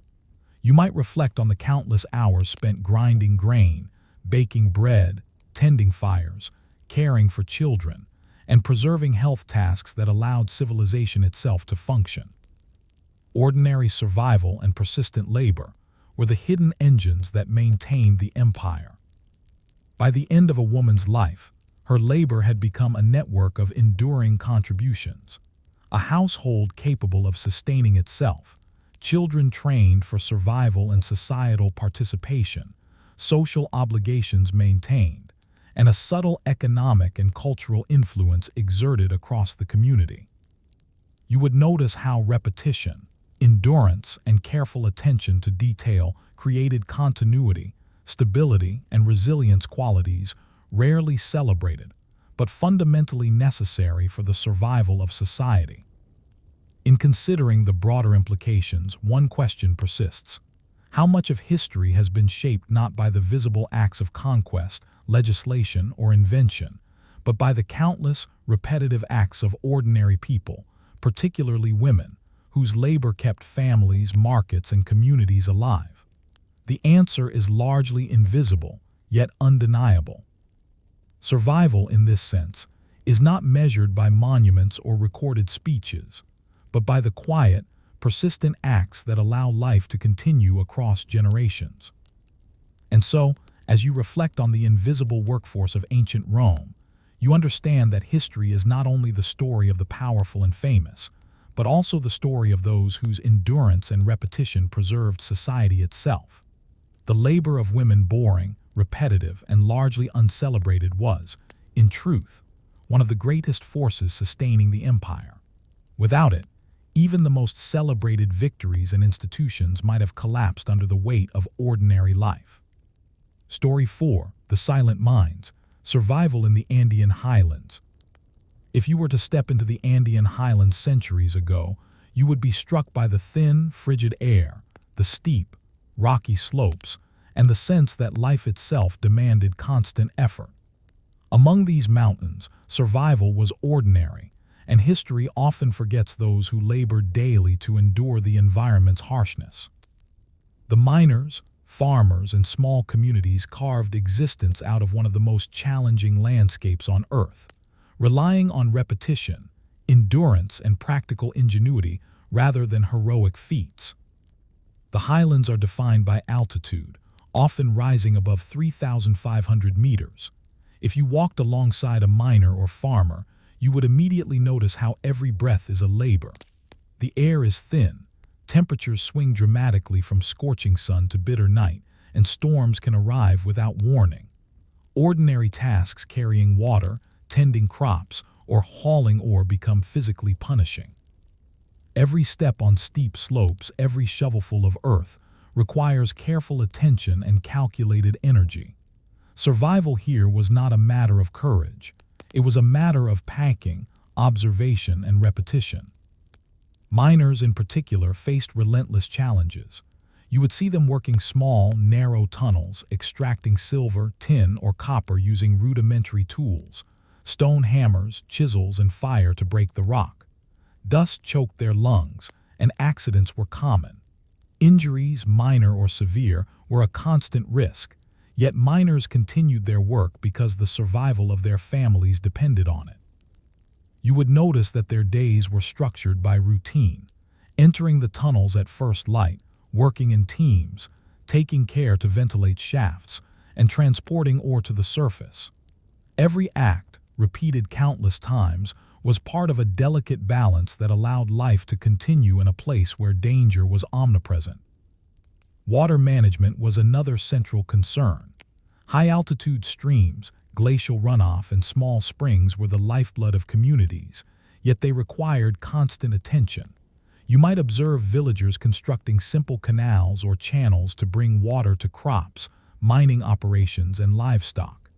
These systems were fragile, vulnerable to landslides, freezing, and erosion. Every morning, someone would inspect them, clear debris, and adjust flow to ensure that both humans and animals received adequate supply. Survival here was an unglamorous exercise in vigilance and repetition. Farming at these altitudes demanded ingenuity. Terraced fields, often cut into precarious slopes, required careful maintenance to prevent erosion. You would watch farmers planting potatoes, quinoa, and maize in soil that could be shallow and stony. Frosts could destroy crops overnight, and pests were constant threats. Irrigation was critical, and canals had to be monitored daily. Harvests were carefully stored in stone granaries, designed to withstand the cold and damp. You would notice how ordinary acts, moving stones to reinforce terraces, patching canal walls, rotating crops, formed the foundation of survival. Each repetition mattered. A single lapse could trigger widespread loss. Food scarcity was a constant reality. Meals were simple: potatoes, maize, beans, and occasional meat or dried fish if available. Preservation techniques were essential. You might see families sun-drying potatoes, roasting grains, or fermenting small quantities of maize to ensure a supply through the harshest months. These processes required meticulous timing and attention to detail. Even minor errors, a burned batch of potatoes or improperly stored grain, could reduce food availability and increase the risk of malnutrition. Survival was a combination of skill, patience, and careful observation. The cold demanded constant attention. Houses, constructed from stone, adobe, or woven reeds, needed maintenance. Firewood had to be collected daily, stoves stoked, and insulation patched. You would notice that women and children were integral to these routines, tending fires, preparing food, and maintaining warmth inside the home. Clothing was layered and repaired meticulously to provide protection against frost. Every stitch and patch mattered, and the repetition of these tasks became the rhythm of daily life. Health in the highlands was fragile. Miners inhaled dust, children and the elderly were susceptible to cold-related illness, and accidents were frequent. Remedies relied on local knowledge, herbal infusions, poultices, and careful monitoring of the sick. You would notice that survival was both communal and practical. Caregiving was repetitive, attentive work that required patience, observation, and endurance. Ordinary acts: cleaning wounds, brewing herbal remedies, administering food and warmth, were the backbone of survival, far more impactful than any grand event recorded in history. Social cohesion was essential. Villages depended on cooperation, helping neighbors repair terraces, carrying water, or assisting during harvests. Festivals and communal work reinforced bonds. You might observe a group of villagers constructing or reinforcing a canal together, singing chants to coordinate labor and maintain morale. These ordinary rituals, though repetitive, created the networks that allowed human life to persist in an environment that was otherwise relentlessly harsh. Survival depended on these social structures as much as on physical labor. Even leisure was framed by survival needs. Children might play with small toys carved from stone or wood, while adults took brief breaks during long labor hours. These intervals of rest were essential to preserve energy, maintain morale, and sustain endurance. You would notice that even relaxation was structured and functional, designed to support ongoing survival rather than indulgence. As you follow daily life in the highlands, one idea becomes clear. Survival here is a product of countless small, repetitive actions. The miners who dig ore, the women who maintain fires and prepare food, the farmers who tend terraced fields, and the villagers who maintain canals are all engaged in a continuous negotiation with an unforgiving environment. Ordinary human labor, repeated day after day, forms the foundation of endurance. And yet, history rarely mentions these efforts. Mountains, mines, and crops endure in chronicles, but the people who maintain life amidst altitude, frost, and scarcity are largely invisible. You might wonder, how many generations have lived and died in the highlands, shaping local survival techniques without leaving a trace in history? How much of human ingenuity and endurance has gone unrecorded because it was ordinary necessary for survival, but too repetitive and unglamorous to warrant attention? As the sun sets behind the jagged peaks, you would see the quiet culmination of a day: fires glowing, granaries stocked, children fed, and the sick tended. Life continues not because of heroic acts, but because of the repetition, observation, and careful labor of ordinary people. In the Andean highlands, survival is the quiet, persistent, and unremarkable act that makes history possible, even when history forgets to record it. As the days stretched into months, life in the Andean highlands became a study in endurance and adaptation. If you were living among these communities, you would notice that survival was not an event, but a continuous process, an accumulation of small, repetitive acts that allowed people to persist in one of the harshest environments on Earth. Ordinary labor, patience, and observation were the tools by which life continued, day after day, year after year. Miners, in particular, exemplified this persistence. You would see them entering narrow tunnels at first light, the air thick with dust and the faint metallic tang of ore. The work required coordination and rhythm. One strikes with a hammer, another clears debris, a third carries ore to the surface. Hours are measured in repeated movements, each designed to conserve energy while maximizing output. A single misstep could collapse a tunnel or injure a fellow worker, yet these men and women continued, relying on learned routines, careful observation, and the tacit knowledge accumulated over years. Ordinary survival here demanded discipline rather than heroism. Water management remained a constant concern. You might observe villagers inspecting canals daily, repairing cracks in stone channels, and redirecting runoff to fields and homes. Irrigation systems were fragile. A landslide, frost, or heavy rain could render them useless.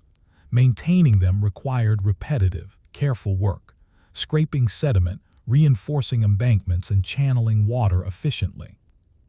These tasks were often performed communally, with neighbors sharing labor to ensure everyone had access to the resources needed to survive. Without such coordination, crops would fail, livestock would perish, and survival would become impossible. Agricultural labor was equally meticulous. You would notice farmers tending terraced fields, carefully rotating crops, and planting resilient varieties like potatoes, quinoa, and maize. Frost-resistant crops were planted in microclimates that minimized exposure to cold, while careful layering and stone walls protected soil from erosion. Every step from selecting seeds to storing harvest required repeated attention to detail. A single neglected terrace or mismanaged granary could compromise an entire season's survival. Ordinary labor, performed consistently, was the invisible backbone of sustenance. Food preservation was a daily necessity. Families dried potatoes, fermented grains, and salted small quantities of meat and fish when available. You might see women monitoring the drying racks, turning crops to prevent mold, and calculating portions to ensure that supplies would last until the next harvest. Even minor errors could have dire consequences. Spoiled potatoes meant lost calories, and insufficient dried grains could leave families vulnerable to malnutrition. Survival required careful calculation, patience, and attention to the smallest details of daily life. The harsh climate demanded constant vigilance. Fires were maintained throughout the day and night to provide warmth, cook food, and boil water. Homes, built from stone, adobe, or reeds, needed frequent repair.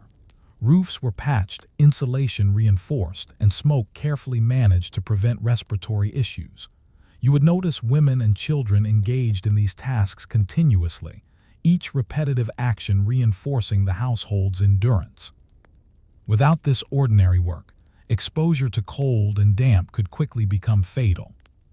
Health was an ever-present concern. Mining accidents, frostbite, and altitude-related illnesses affected both the young and the elderly. You would see villagers tending to injuries with herbal remedies, boiling water for sanitation, and carefully monitoring nutrition. Caregiving was repetitive and demanding, often overlapping with other survival tasks. Yet it was essential. The physical labor of miners, farmers, and laborers depended on the survival of each member of the community. Ordinary care, rather than dramatic intervention, determined whether life persisted. Social cohesion was central to endurance. Communities relied on cooperative labor for infrastructure, food production, and emergency response. You might observe a group reinforcing a canal together, carrying stones for terraces, or transporting ore from mines. Chants, songs, and shared meals punctuated the work, creating bonds that strengthened morale.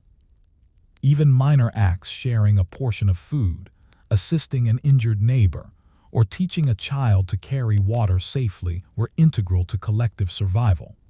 Ordinary acts of cooperation ensured that no individual faced the hazards of the highlands alone. Trade and resource exchange added another layer of survival. Villagers often exchanged surplus crops, herbs, or small quantities of ore with neighboring communities. You would see women coordinating these trades, calculating quantities, negotiating terms, and ensuring fairness. This work required practical knowledge, patience, and an understanding of local social networks. Ordinary labor extended beyond the household, connecting communities and creating a fragile yet resilient economic system that sustained life in a harsh environment. Education and skill transfer were similarly repetitive and essential. Knowledge of terrace construction, irrigation maintenance, crop rotation, and mining safety was passed from generation to generation through observation and practice. You might see a young child accompanying an elder, learning the rhythm of work, the signs of impending frost, or the proper techniques for hauling water. Survival depended on these lessons, and each repetition reinforced communal knowledge. Ordinary life, in this sense, became a living repository of survival techniques, preserved and adapted across generations. Even moments of rest were structured by necessity. Children might play in the courtyard with handmade toys while adults attended fires, repaired tools, or inspected terraces. Breaks were brief but essential, providing energy and mental relief while reinforcing social bonds. You would notice that these small, repetitive interactions contributed to psychological endurance, allowing individuals to persist in an environment that could otherwise be overwhelming. Survival, after all, required both physical stamina and emotional resilience. By the middle of a year, the cumulative impact of ordinary labor becomes evident. You would see granaries stocked, terraces maintained, canals functioning, and miners returning with ore. Life continues not because of sudden heroics or dramatic events, but because of repeated, disciplined action over time. Every act, no matter how mundane, contributes to a delicate equilibrium. Food, water, shelter, health, and social cohesion, all maintained through ordinary effort. And yet, history rarely records these achievements. Mountains and mines endure in chronicles, but the countless acts of ordinary survival, the women tending fires, the children carrying water, the miners organizing tunnels, remain invisible. You might wonder, how many generations lived, endured, and perfected survival techniques without recognition? How many human innovations, cultural adaptations, and practical skills have been lost to time simply because they were ordinary and repetitive? As the sun sets over the highlands, the quiet persistence of survival continues. Fires glow in homes, granaries hold food, canals carry water, and terraces await the next day's labor. Life in the Andes endures not through dramatic heroism, but through ordinary human effort, repeated day after day, generation after generation. In these silent, ordinary acts, history quietly unfolds, even when it forgets to record their importance. By the final months of the year, life in the Andean highlands had reached a delicate equilibrium. If you were walking among the villages and mines, you would notice a rhythm formed from countless repetitions of ordinary labor: the tending of terraces, the maintenance of canals, the grinding of grain, and the preparation of food. These actions, repeated day after day, defined survival itself. Heroic feats were rare. Endurance, consistency, and adaptation were the forces that shaped human life here. Mining, the most dangerous occupation, had become a disciplined routine. You might see miners entering the narrow, suffocating tunnels, their movements methodical and precise. Ore extraction was painstaking, with each strike, scrape, and haul carefully coordinated. Even the smallest miscalculation could trigger injury or collapse, yet the workers persisted. Over time, they developed intuitive knowledge of rock formations, ventilation, and load distribution, skills acquired through repetition and observation. Ordinary labor, rather than daring heroism, was the true determinant of survival in these tunnels. Water management, which had once demanded daily vigilance, now functioned as a well-practiced routine. Canals were maintained, streams diverted, and reservoirs monitored with careful consistency. Communities coordinated repair and reinforcement efforts, ensuring that both crops and livestock received adequate supply. You would notice how the repetition of minor acts, scraping sediment, adjusting stone walls, patching leaks, was sufficient to prevent catastrophic failure. Ordinary acts, repeated reliably, had cumulative effects that allowed entire communities to endure harsh conditions. Agriculture, too, relied on sustained attention. Terraced fields, carefully reinforced over decades, continued to produce potatoes, maize, and quinoa. Crop rotation, frost-resistant planting, and soil conservation techniques ensured that yields, while modest, were sufficient for survival. Women and children contributed directly, tending fields, repairing terraces, and monitoring soil health. You would notice that their labor was continuous and often physically demanding, yet it was essential for sustaining life. The survival of the community depended less on extraordinary agricultural innovation and more on disciplined, repeated effort. Food preservation was no less critical. Sun-dried potatoes, fermented maize, and salted or dried meat provided reserves for the harshest months. Families monitored these stores carefully, checking for signs of spoilage, pests, or moisture. You would see women rotating stock, discarding what was no longer usable, and adjusting portions to maximize longevity. Each decision required foresight and careful calculation, yet it was part of ordinary routine. Survival depended on repetition, observation, and patience more than luck or heroism. The physical and emotional endurance required to maintain life in the highlands was immense. You might witness a villager returning from the mine with exhaustion evident in every movement, yet immediately assisting in household labor or tending to livestock. Caregiving, cooking, and maintenance were unrelenting, a constant expectation of daily life. Children participated early, carrying water, tending animals, or assisting with minor repairs. Every member of the community contributed to the repetition and rhythm that made life possible, forming a network of mutual dependence. Health remained a precarious balance. Frostbite, altitude sickness, and injuries from mining accidents posed constant threats. You would notice families administering herbal remedies, cleaning wounds, and carefully monitoring nutrition. Survival in this environment depended on the cumulative effect of these ordinary acts, repeated consistently over time. The quiet, disciplined care that villagers provided each other ensured that the community could endure, despite the physical dangers of the highlands. Social cohesion, too, was maintained through repetition and shared responsibility. You might observe cooperative work parties reinforcing terraces, repairing canals, or transporting ore. Meals were shared communally during intensive labor periods, and small rituals, chants, songs, and celebrations reinforced bonds and morale. Even ordinary gestures, such as sharing extra food with a neighbor or lending tools, carried significance. Survival was as much a product of social cooperation as it was of physical labor. Trade, while limited, allowed communities to acquire scarce resources. Women often coordinated exchanges of crops, dried foods, or small quantities of ore with neighboring villages. You would notice the careful calculations required, determining quantities, negotiating terms, and ensuring fairness.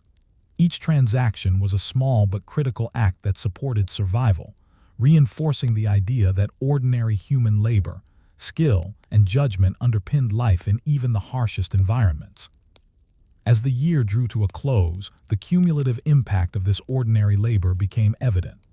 Granaries were stocked, canals functioned, terraces produced crops, and miners returned with ore. Life continued, not because of dramatic feats, but because of repetition, endurance, and careful attention to the smallest details. Ordinary acts often invisible to history ensured survival, community stability, and the preservation of knowledge. Reflecting on this, one realizes how little of this labor is recorded in historical accounts. Mountains, mines, and crops are noted.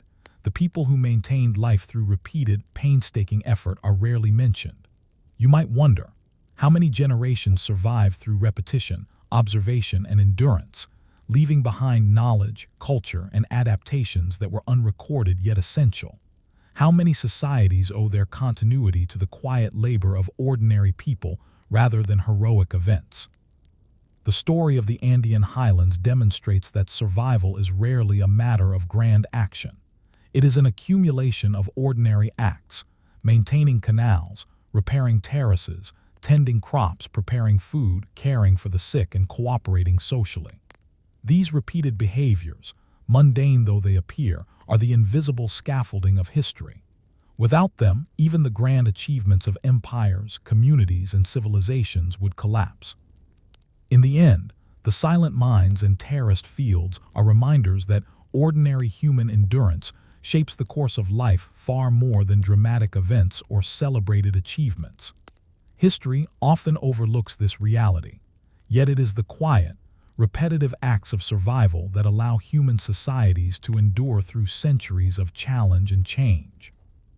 As you leave the highlands in your imagination, consider this: the repeated, unglamorous work of ordinary people, the miners, farmers, women, and children, sustained communities, preserved knowledge, and ensured continuity in one of the world's most unforgiving landscapes.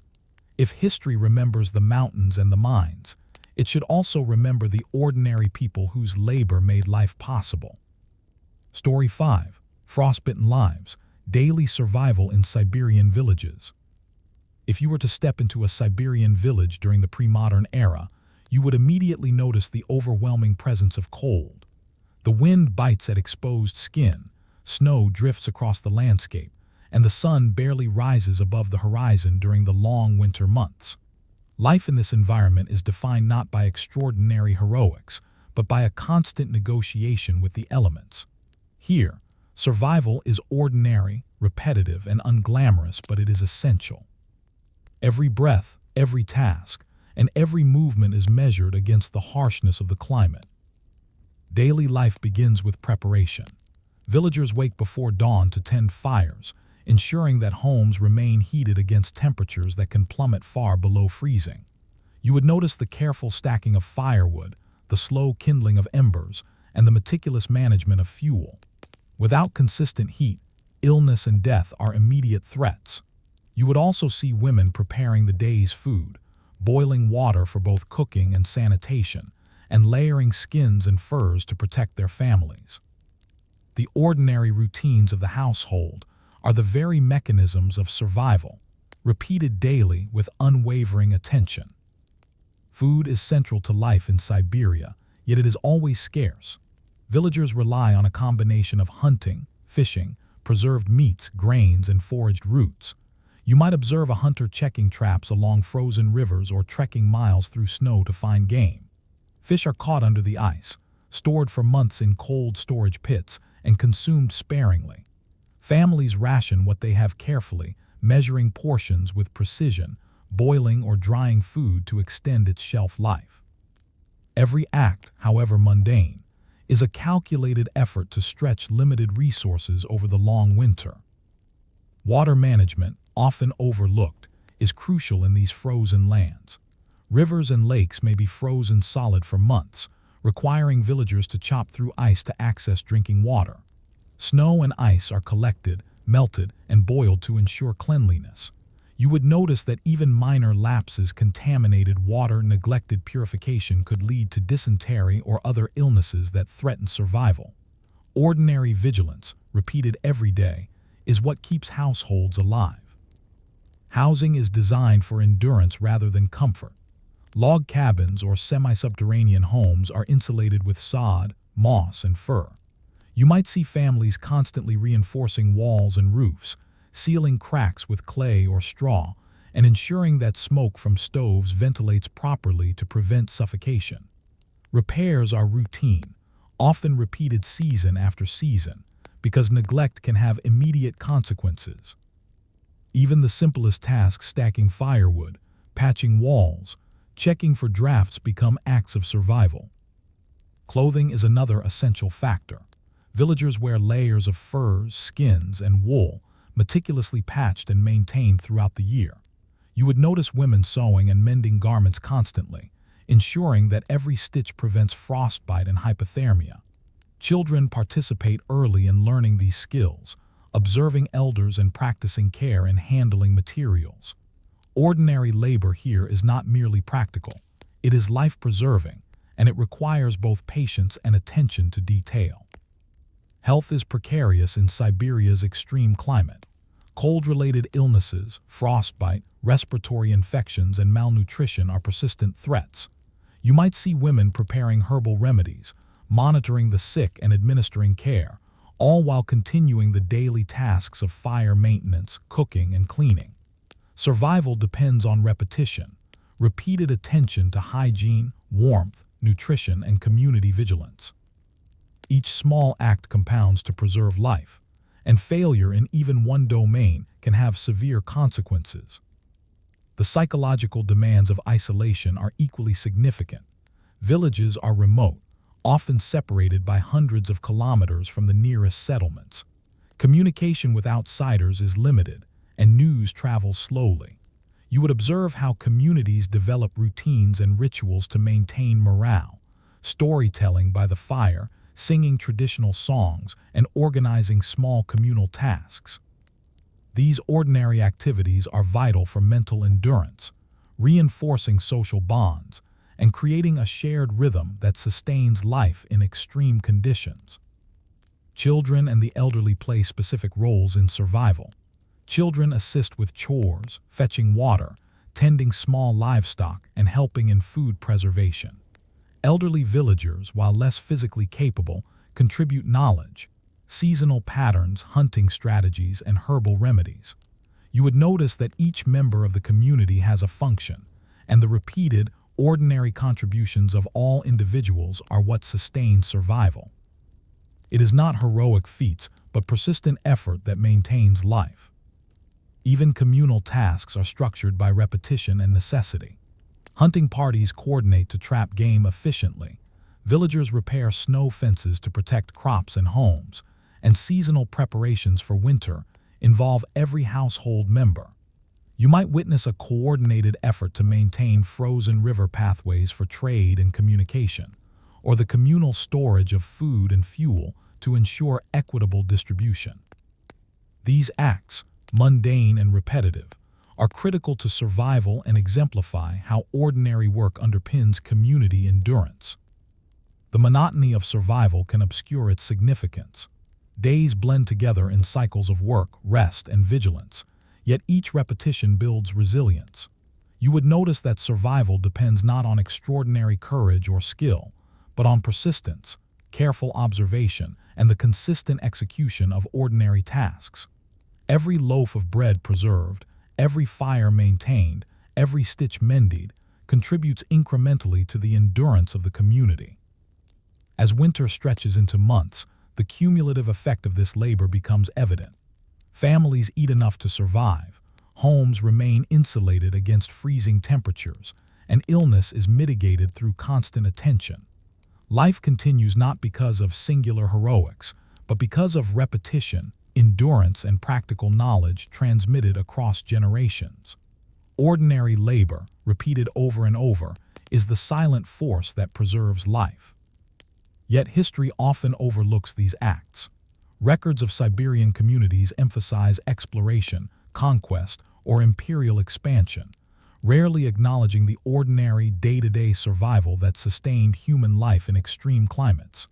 You might wonder, how many generations lived through frost and isolation, developing knowledge, routines, and skills that allowed life to persist, yet left little trace in written history?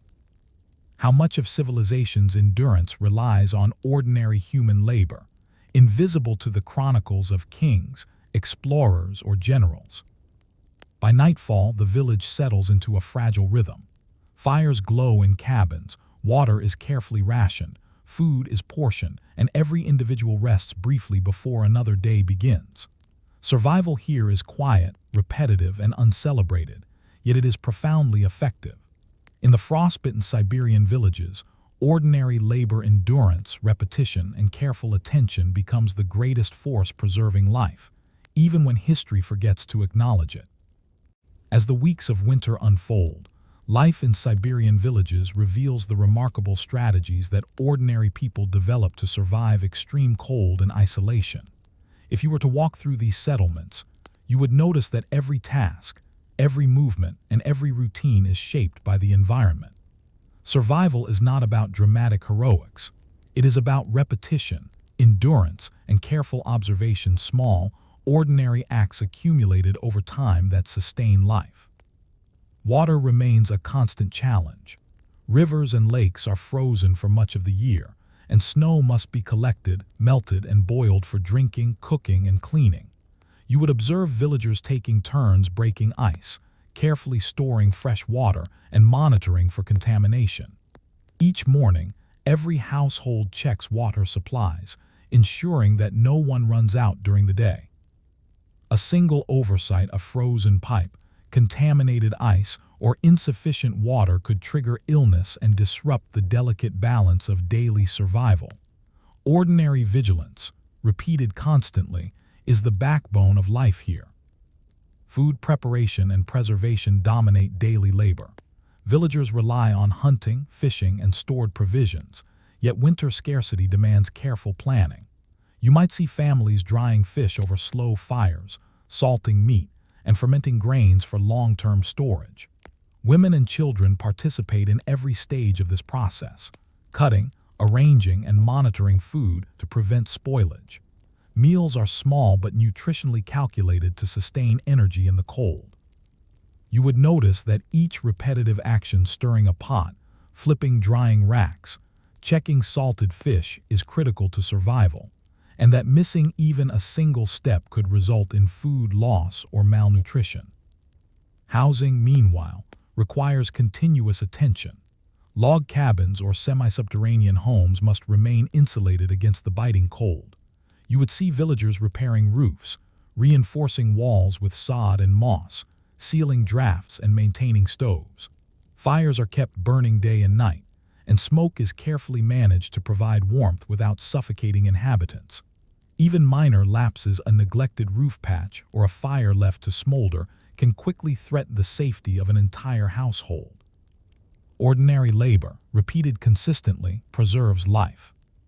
Health is an ever-present concern. Frostbite, respiratory infections, and malnutrition are constant threats. Women often double as caregivers, tending to injuries, administering herbal remedies, and maintaining hygiene, all while performing routine tasks of food preparation, fire tending, and household repair. You would observe that survival depends on this relentless, repetitive care. It prevents disease, sustains the workforce, and ensures the continuation of daily life. Ordinary vigilance, rather than dramatic intervention, keeps communities functioning. The extreme environment also demands extraordinary ingenuity in daily routines.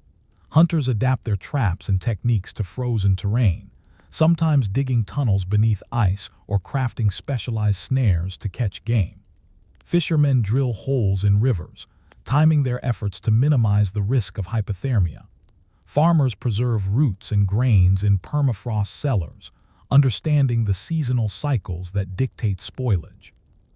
You would notice that survival here is a product of careful observation and repeated refinement, trial and error, honed over generations, applied consistently to manage risk.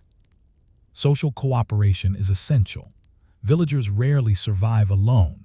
Collective effort sustains the community.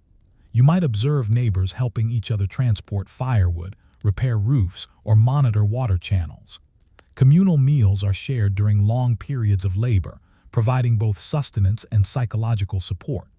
Even minor acts, checking a neighbor's stove, lending extra fur for warmth, or assisting a sick child, carry disproportionate weight in ensuring collective survival. Ordinary labor, repeated collaboratively, becomes the glue holding communities together. Children play an important role in survival, participating in chores and learning essential skills from an early age. You might see a child carrying firewood, tending small livestock, or helping preserve food, while observing elders demonstrate proper techniques. This repetition trains the next generation in the practical knowledge required for life in the Siberian winter. Survival here is as much about passing down cumulative expertise as it is about meeting immediate needs. Even leisure is structured by necessity. Villagers might engage in storytelling, singing, or games by the fire, but these activities are brief and functional, offering mental relief without disrupting essential tasks. You would notice how these small intervals of rest maintain morale and endurance, allowing physical and emotional survival to continue. Repetition and routine are central. Unstructured idleness is rare and potentially dangerous, as every moment is a resource to manage. As the winter progresses, the cumulative effect of ordinary labor becomes apparent. Granaries remain stocked, homes stay heated, water supplies are maintained, and communities continue to function. Life persists not because of heroic feats, but because of repeated, disciplined, and unglamorous effort. Each small action, from mending a fur coat to stoking a fire, from boiling water to repairing a wall, compounds to preserve life. Ordinary human labor, invisible in most records, is the true engine of endurance in these harsh lands. Trade and interaction with neighboring settlements, though limited, are also vital. Villagers exchange preserved foods, furs, and tools, relying on careful planning to ensure equitable distribution. You might observe women calculating portions and managing exchanges, ensuring that both families and the wider community survive lean periods. These ordinary, repetitive transactions reinforce social networks and collective resilience, sustaining life across generations. Finally, psychological resilience is inseparable from physical labor. Isolation, relentless cold, and scarcity are constant pressures. Villagers develop routines, communal rituals, and practical coping strategies that sustain morale. Every repeated task, chopping wood, boiling water, tending fires, reinforces not only survival, but a sense of control over an otherwise hostile environment. You would notice that the endurance of Siberian communities is built on repetition and ordinary labor, often unnoticed by historians, yet critical for life to persist. As the long winter continues, the quiet repetition of ordinary acts, fire tending, food preparation, childcare, repairs, and communal labor, forms the foundation of survival. You might reflect, how much of human history, especially in extreme environments, relies not on heroic events but on the relentless, repetitive work of ordinary people? How many lives, knowledge, and cultural practices have persisted because of invisible labor, repeated day after day, without recognition in historical records? By nightfall, the village settles into a fragile rhythm. Fires glow in cabins, water and food are rationed carefully, and families rest, prepared to repeat the cycle again tomorrow. Survival in Siberia is quiet, unglamorous, and repetitive, but it is profoundly effective. Ordinary labor, repeated consistently, is the silent force that allows human life to endure in one of the world's harshest climates. By the time winter reaches its peak in the Siberian villages, the daily rhythm of life is defined by endurance, adaptation, and repetition. If you were to walk through the snowbound streets or enter a warm cabin, you would notice that survival is not about dramatic feats or sudden heroics. It is about the cumulative effect of ordinary labor, repeated day after day, often in invisibility. Every fire stoked, every stitch repaired, every meal rationed, and every water supply checked is a link in a chain that sustains life through one of the harshest climates on Earth. The miners, hunters, and fishermen continue their work with a disciplined routine. Miners carefully navigate icy tunnels, extracting ore with precision to avoid accidents. Hunters check traps and monitor animal patterns, adapting strategies as the weather shifts.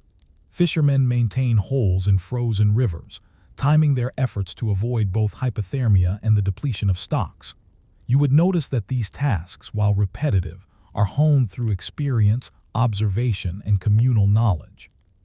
Ordinary labor, when performed with consistency, becomes the mechanism by which survival is assured. Housing, central to physical survival, is maintained through daily vigilance. You would see villagers reinforcing log walls, repairing roofs, and insulating homes with layers of moss, fur, and straw. Fires are tended throughout the day, with wood carefully rationed to last through the long, freezing nights. The constant repetition of these mundane tasks ensures that homes remain livable. Even a single neglected wall or a fire that dies overnight can put lives at immediate risk. Ordinary care, repeated day after day, is what transforms a fragile shelter into a place of endurance. Food management remains an all-consuming effort. Villagers ration preserved fish, meat, and grains, constantly monitoring for spoilage. Women and children participate in drying, salting, and fermenting foods, adjusting portions according to the household's needs. Each day, ordinary calculations how much to eat, how much to save, which food to prioritize determine not only energy levels but the community's ability to survive until spring. You would notice that survival depends less on abundance and more on the careful repetition of practical actions. Health is maintained through vigilance and knowledge passed down over generations. Frostbite, respiratory infections, and malnutrition are persistent threats.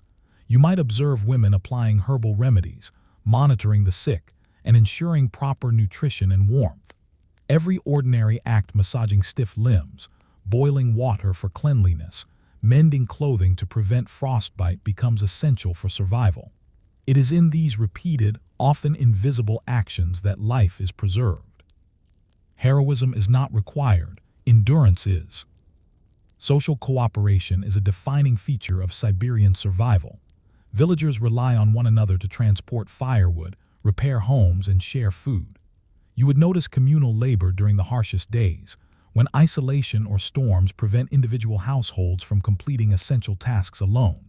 Shared meals, storytelling by the fire, and ritualized cooperation maintain morale.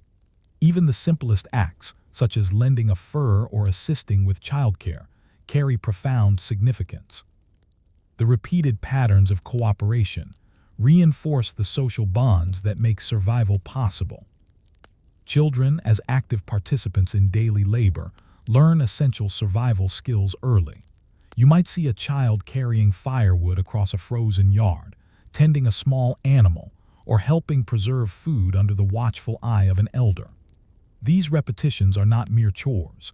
They are training in endurance, observation, and practical ingenuity. Survival is as much a cultural inheritance as it is a physical challenge. Ordinary life in Siberia teaches the next generation the patterns of repetition necessary to endure extreme conditions. Even leisure, though limited, serves a practical purpose. Villagers engage in brief storytelling, singing, or communal games by the fire. These activities, while providing psychological relief, are structured around endurance. Mental resilience is cultivated through small, repeated acts of engagement, ensuring that the monotony of isolation does not erode the capacity to continue daily survival routines. You would notice that even relaxation is carefully measured to support life, in an environment that allows no wasted energy.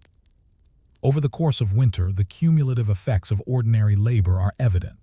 Homes remain heated, granaries stocked, water is safe and accessible, and communities function despite extreme cold, isolation, and scarcity. Life continues not because of heroic events or grand achievements, but because of repetition, vigilance, and endurance.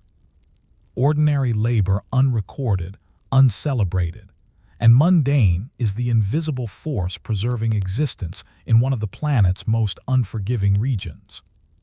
Reflecting on this, one realizes how much of human history is sustained by acts that are invisible to historians.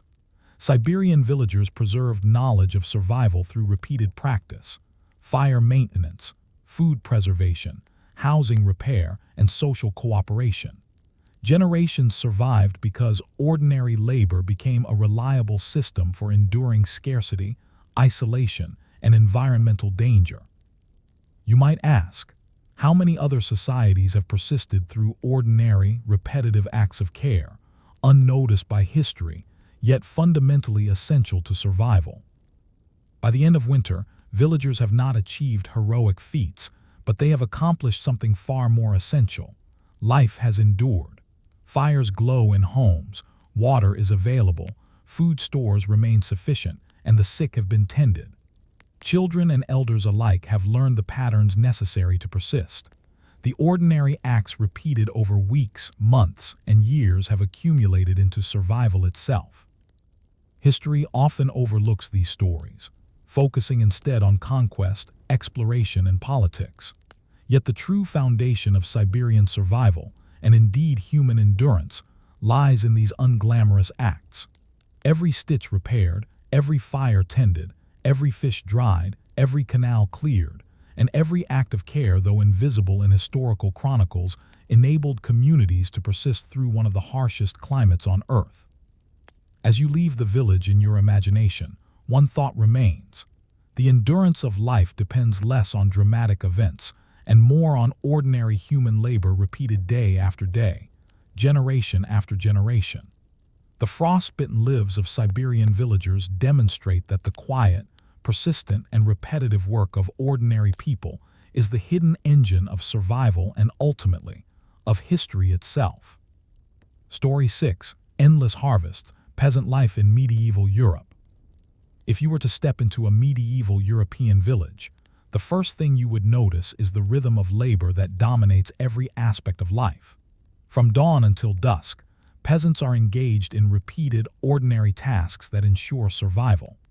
The work is physically demanding, repetitive, and largely uncelebrated, yet it is fundamental to sustaining life in a world without modern conveniences, refrigeration, or reliable infrastructure.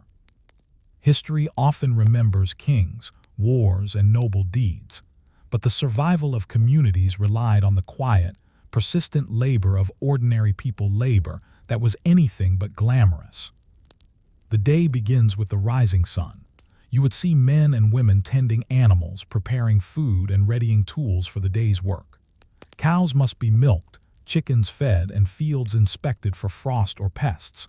Bread, the staple of peasant life, requires constant attention, grinding grain at the mill, kneading dough, and baking loaves in communal ovens. Each step demands both skill and repetition. A poorly milled grain or undercooked bread could spoil or fail to sustain the family, illustrating how survival hinged on careful attention to routine. Agriculture is the backbone of life. You might observe peasants plowing fields with oxen, planting seeds, and tending crops through variable weather. Terraces, fences, and irrigation ditches require constant maintenance to protect against erosion, flooding, or animal intrusion. Every act is repeated seasonally, following the rhythm of the year, and each small failure can threaten the survival of the household. Ordinary labor, digging, planting, weeding, and harvesting forms the invisible infrastructure of peasant life. Livestock management is equally demanding. You would see peasants feeding cows and pigs, cleaning stalls, and tending to sick animals. Even minor oversights, a contaminated water trough or improperly stored feed, can result in disease and the loss of vital food resources. Survival depends on repetition, vigilance, and intimate knowledge of animal behavior, health, and nutrition. The ordinary labor of tending animals is inseparable from the community's food security and economic stability. Food preservation is essential. You might witness women salting meats, drying grains, brewing ale, or storing vegetables in cellars to last through winter. Each process demands careful attention and repeated action, monitoring temperatures, checking for spoilage, and adjusting storage conditions. Even small mistakes, a batch of moldy grain or improperly salted meat, can threaten survival during lean months. The repetition of these tasks is not tedious in the abstract. It is life-sustaining. Household maintenance is continuous. Homes, often constructed from wattle and daub or timber, require frequent repair. You would notice villagers patching walls, thatching roofs, and reinforcing beams, often under harsh weather conditions.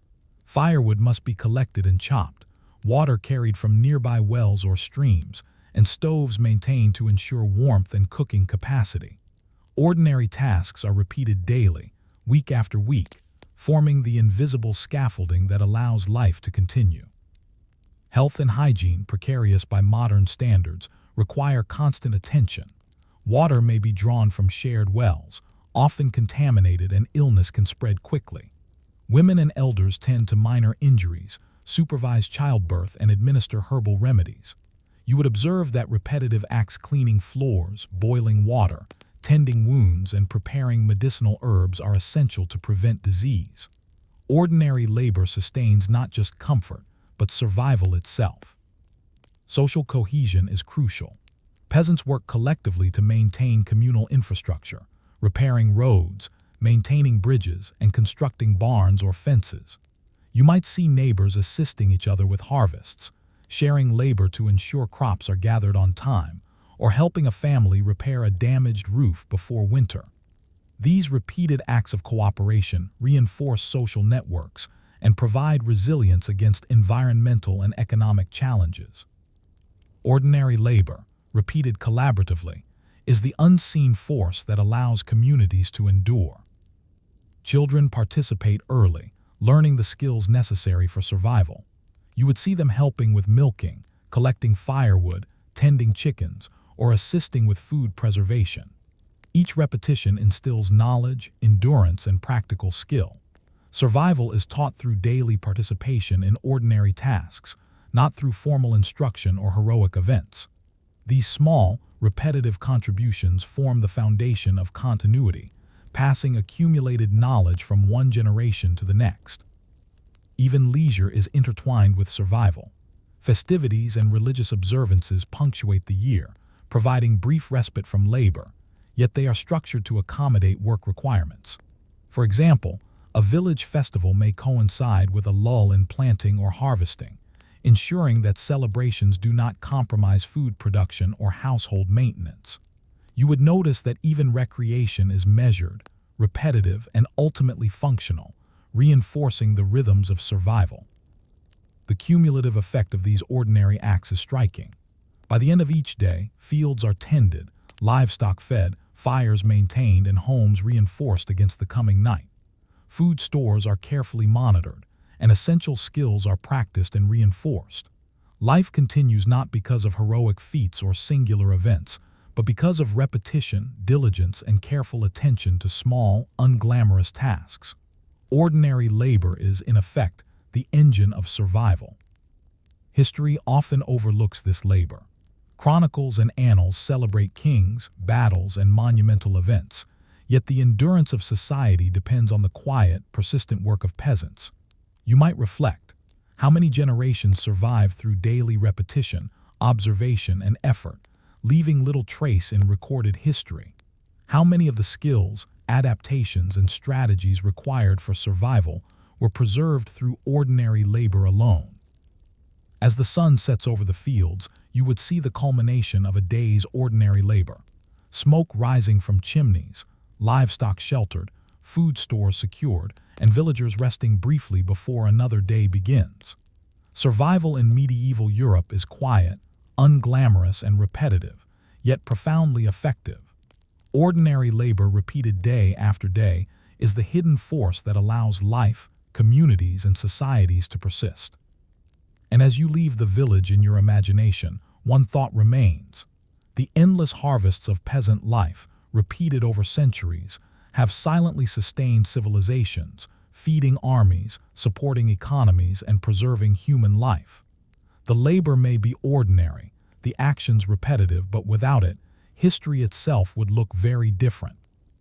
As the seasons turn, life in a medieval European village is defined by a continuous negotiation with time, climate, and limited resources. If you were to walk through the fields, cottages, and communal spaces, you would notice that survival is not punctuated by heroic deeds, but by ordinary labor repeated day after day, week after week. The endurance of the community depends on rhythm, repetition, and the subtle mastery of everyday tasks. Spring brings planting and preparation, and the village pulses with activity. You would see farmers plowing fields with oxen, leveling furrows, and carefully sowing seeds. Soil quality, moisture, and timing are monitored with care, learned through generations of experience. Women prepare seed stocks, tend seedlings in small garden plots, and organize communal work parties for larger fields. Each act, while repetitive, is carefully calculated. Mistimed planting or poor seed selection can result in crop failure, hunger, and hardship for the entire household. Ordinary labor, executed with discipline and care, determines the success of the season.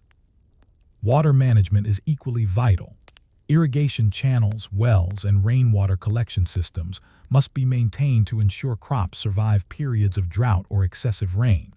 You would notice villagers clearing debris from channels, reinforcing embankments, and monitoring water flow daily. A small oversight, a blocked channel, a leaky embankment can result in flooding or loss of crops. Repetition, attention to detail, and communal cooperation are essential for survival. Ordinary labor ensures the continuity of life far more reliably than sudden, heroic interventions. Animal husbandry dominates the daily routine as well. Livestock provides milk, meat, wool, and labor, but managing animals requires constant attention. You might observe peasants tending sick animals, repairing pens, feeding livestock, and observing their behavior for early signs of illness. Minor oversights can result in disease spreading rapidly, threatening both food supply and economic stability. Survival here relies on repeated care, observation, and the accumulation of knowledge over generations. Ordinary acts of labor, often invisible, maintain the foundation of village life. Food preservation begins in earnest during harvest. Villagers dry grains, smoke meats, ferment vegetables, and store roots in cool, dark cellars. Women oversee the careful measurement of portions, monitoring for spoilage and rotating stock to ensure it lasts through winter. You would notice that minor errors, a batch of moldy grain, undersalted meat, or poorly stored root vegetables, can have dire consequences. The repeated execution of these mundane tasks safeguards the community against scarcity and famine. Ordinary labor, repeated with precision, becomes the bulwark of survival. Housing maintenance remains relentless. Roofs must be thatched, walls patched, chimneys cleared, and floors swept. You might see villagers working collectively to repair storm damage, reinforce timber beams, or rebuild fences. Even small lapses, a leaking roof, a broken latch, or a draft in the wall, can create discomfort or illness. Ordinary tasks, repeated seasonally and daily, protect inhabitants from environmental hazards and ensure continuity of life. Health and hygiene require constant attention. Water sources may be contaminated, and diseases spread easily in densely clustered households. You would observe women boiling water, preparing herbal remedies, cleaning floors, and tending to the sick.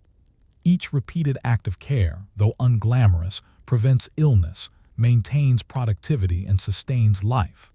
Ordinary labor, rather than dramatic intervention, underpins the health of the community.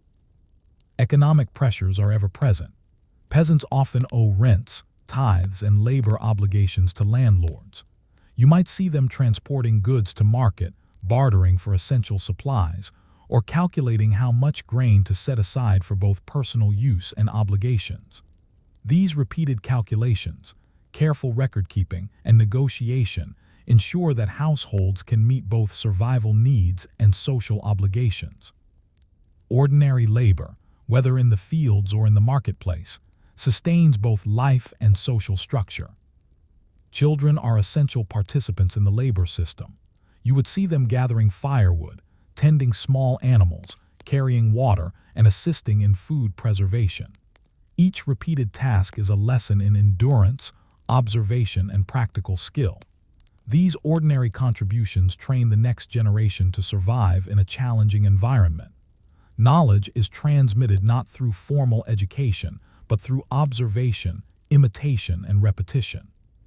Survival is learned by doing, not by instruction, and ordinary labor is the medium of this learning. Communal cooperation continues to reinforce survival.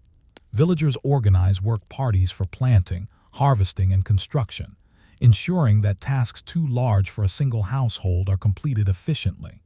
Shared labor, shared meals, and shared vigilance against both environmental and social threats create resilience. Ordinary cooperation, repeated year after year, sustains not only the community but the very culture that defines it. Even leisure and celebration are measured against survival. Festivals, religious observances, and communal games provide brief respite from labor, but they are scheduled to align with agricultural cycles and practical necessities.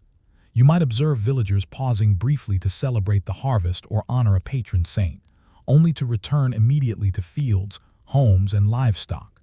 Repetition, rhythm, and structure define even moments of rest. Ordinary labor underpins every aspect of life. By the end of the growing season, the cumulative effect of this labor is evident.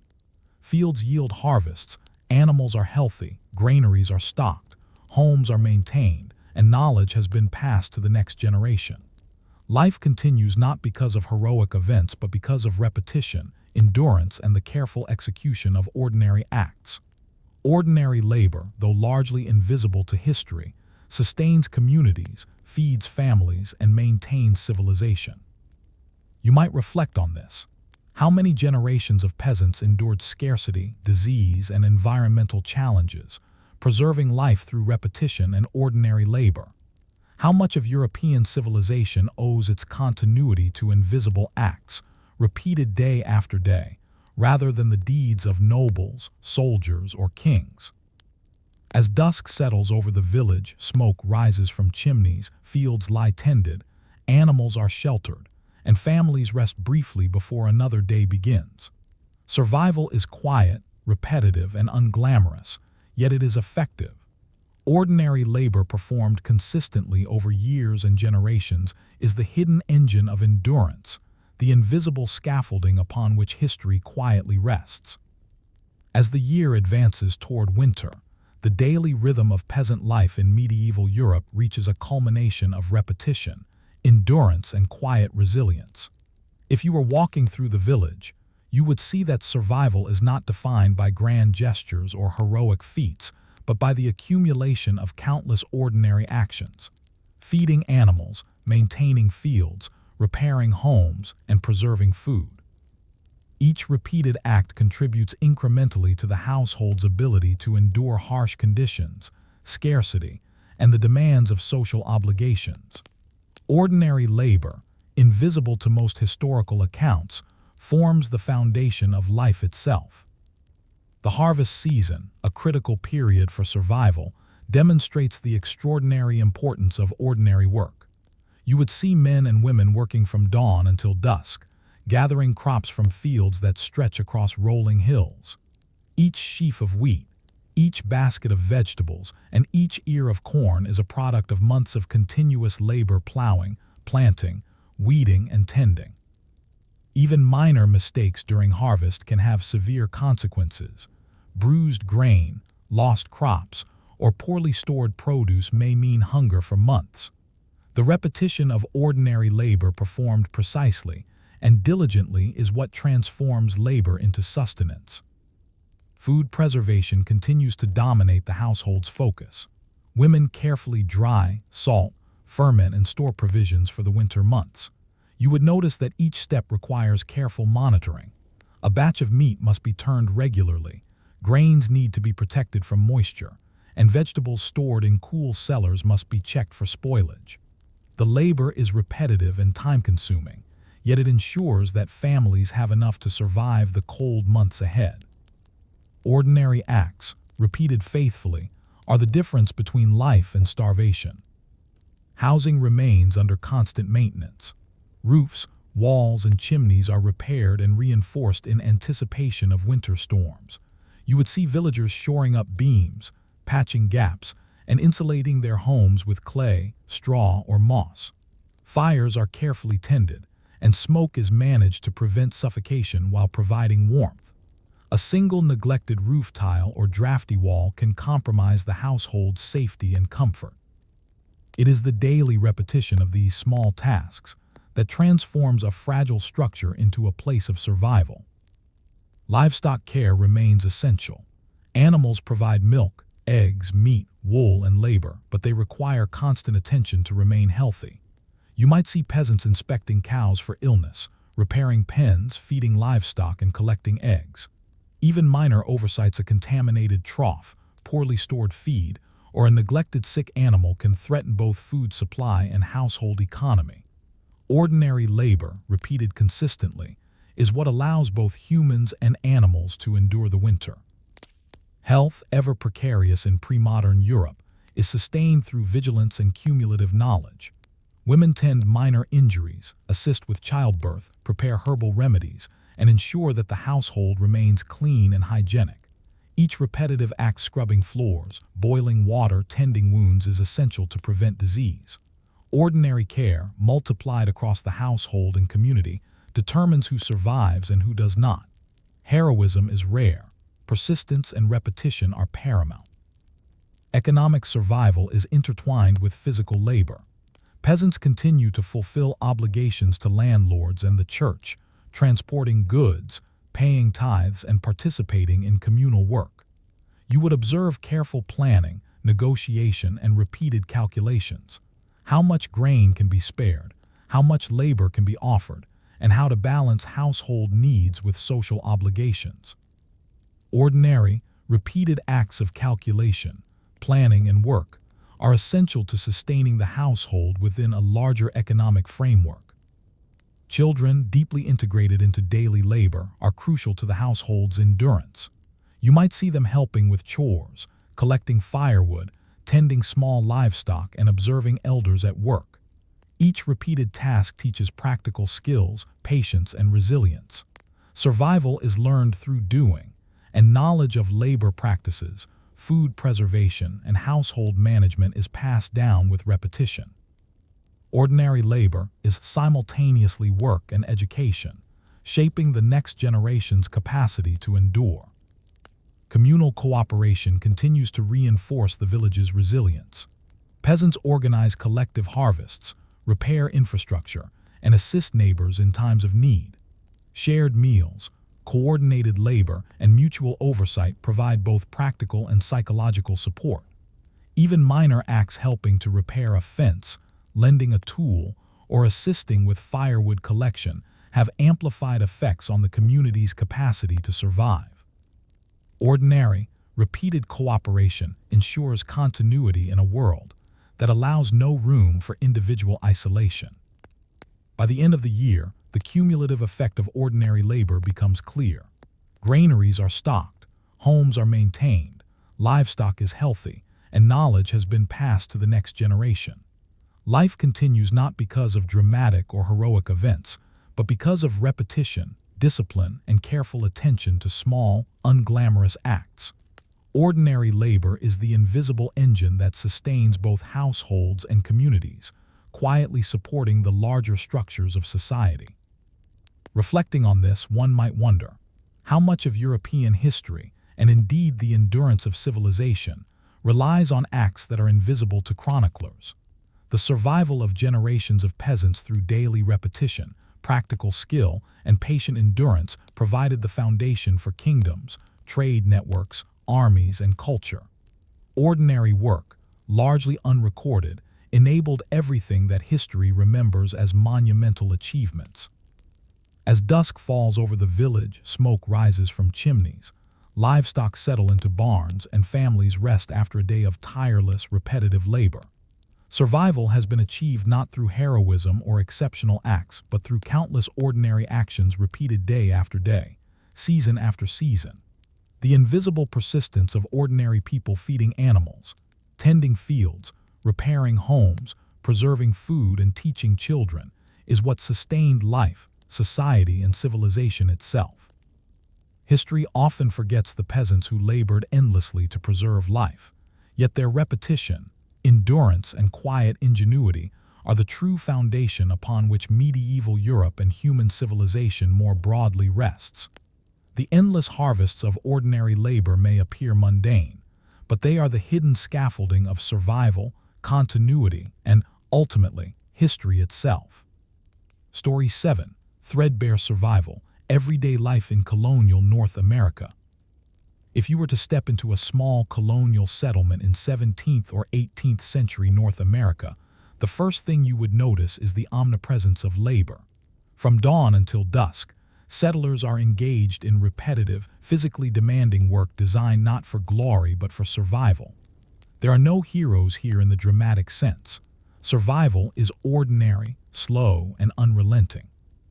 Every action, every task, is a link in a chain that ensures families, communities, and the settlement itself endure in a world that is often harsh, unfamiliar, and unforgiving. The day begins early, long before the sun rises. You would see men heading to the fields, axes in hand, ready to clear land, till soil or repair fences. Timber, rocks, and brush litter the landscape, and clearing even a small plot requires hours of repetitive labor. Every swing of an axe, every lifted rock, and every shoveled clod of earth is part of the ongoing effort to create a livable space. Ordinary labor, performed consistently, transforms wilderness into farmland, providing the foundation for survival. Meanwhile, women in the settlement are engaged in multiple overlapping tasks. You might observe them tending gardens, preserving food, spinning thread, weaving cloth, and caring for children and livestock. Each of these tasks demands careful repetition. Vegetables must be watered and weeded, grains milled and stored, wool cleaned, carded, and spun. The repetition is not monotonous, it is essential. Without it, families risk malnutrition, exposure, and disease. Ordinary labor is survival in action, practiced daily and without interruption. Food acquisition is central to life. Hunting, fishing, and trapping supplement subsistence farming. You would see men checking snares, setting fish traps, and tracking game through dense forests and frozen streams. Every successful catch requires knowledge accumulated over repeated attempts and careful observation of animal behavior and environmental cues. Failure is costly. A missed catch could mean empty stomachs and weakened bodies during winter months. Survival depends not on luck, but on repetition, observation, and careful execution of ordinary skills. Water management is another constant concern. Streams, rivers, and wells provide drinking water, cooking water, and water for livestock. You might observe settlers hauling water in barrels or buckets, clearing debris from wells, and ensuring that water sources remain accessible and uncontaminated. A single oversight letting a stream become clogged, failing to cover a well can introduce disease, putting entire families at risk. Ordinary vigilance, repeated day after day, ensures survival. Housing requires continuous attention. Early colonial homes are often constructed from logs, clay, and simple timber framing.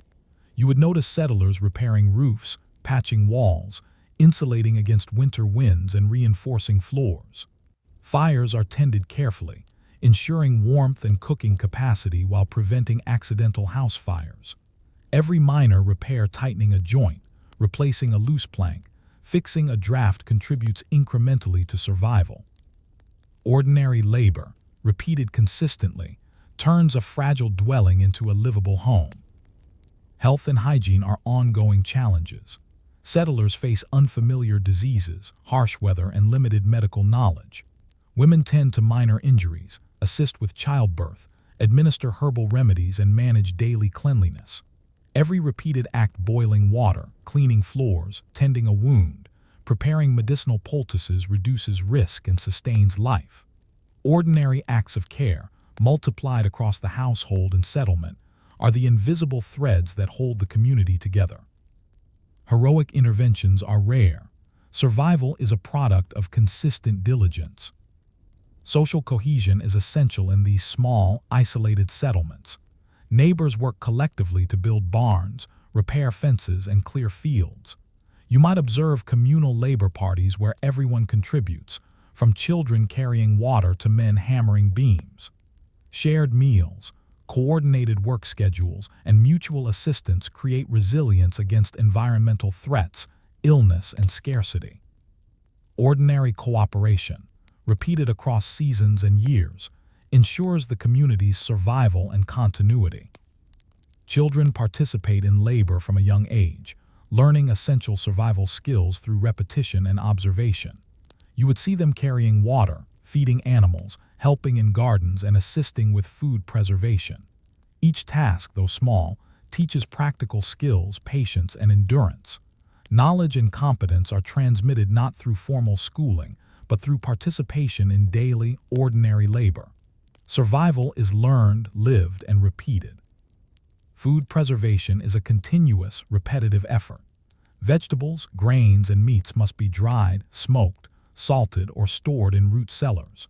You might observe settlers monitoring storage conditions, rotating stock, and adjusting preparation methods to prevent spoilage. Even minor lapses, improper salting of meat, inadequate ventilation of stored grain can lead to loss and hunger. Ordinary, careful labor repeated daily ensures that families survive through lean winters. Economic survival intersects with everyday labor.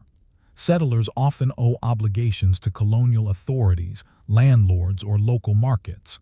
You would notice them calculating how much produce to set aside for personal use, trade, or taxes. These calculations, while ordinary, are essential. Too little saved, and the family risks starvation. Too much traded, and obligations cannot be met. Ordinary labor, repeated with discipline, ensures not only physical survival but economic continuity in an uncertain world. By the end of the day, the cumulative effects of ordinary labor become visible. Fields are tended, animals fed, fires maintained, and homes reinforced against night and winter storms. Food is stored, water is secure, and children have learned essential survival skills. Life continues not because of dramatic feats but because of repeated, careful, ordinary work.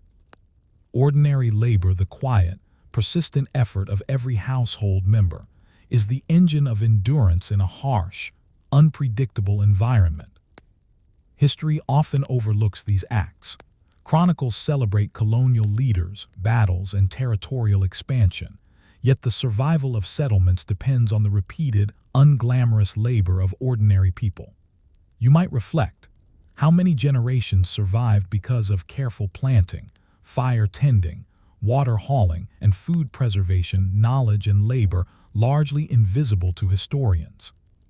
How many communities endured harsh winters, famine, and disease solely because ordinary labor was repeated reliably over time?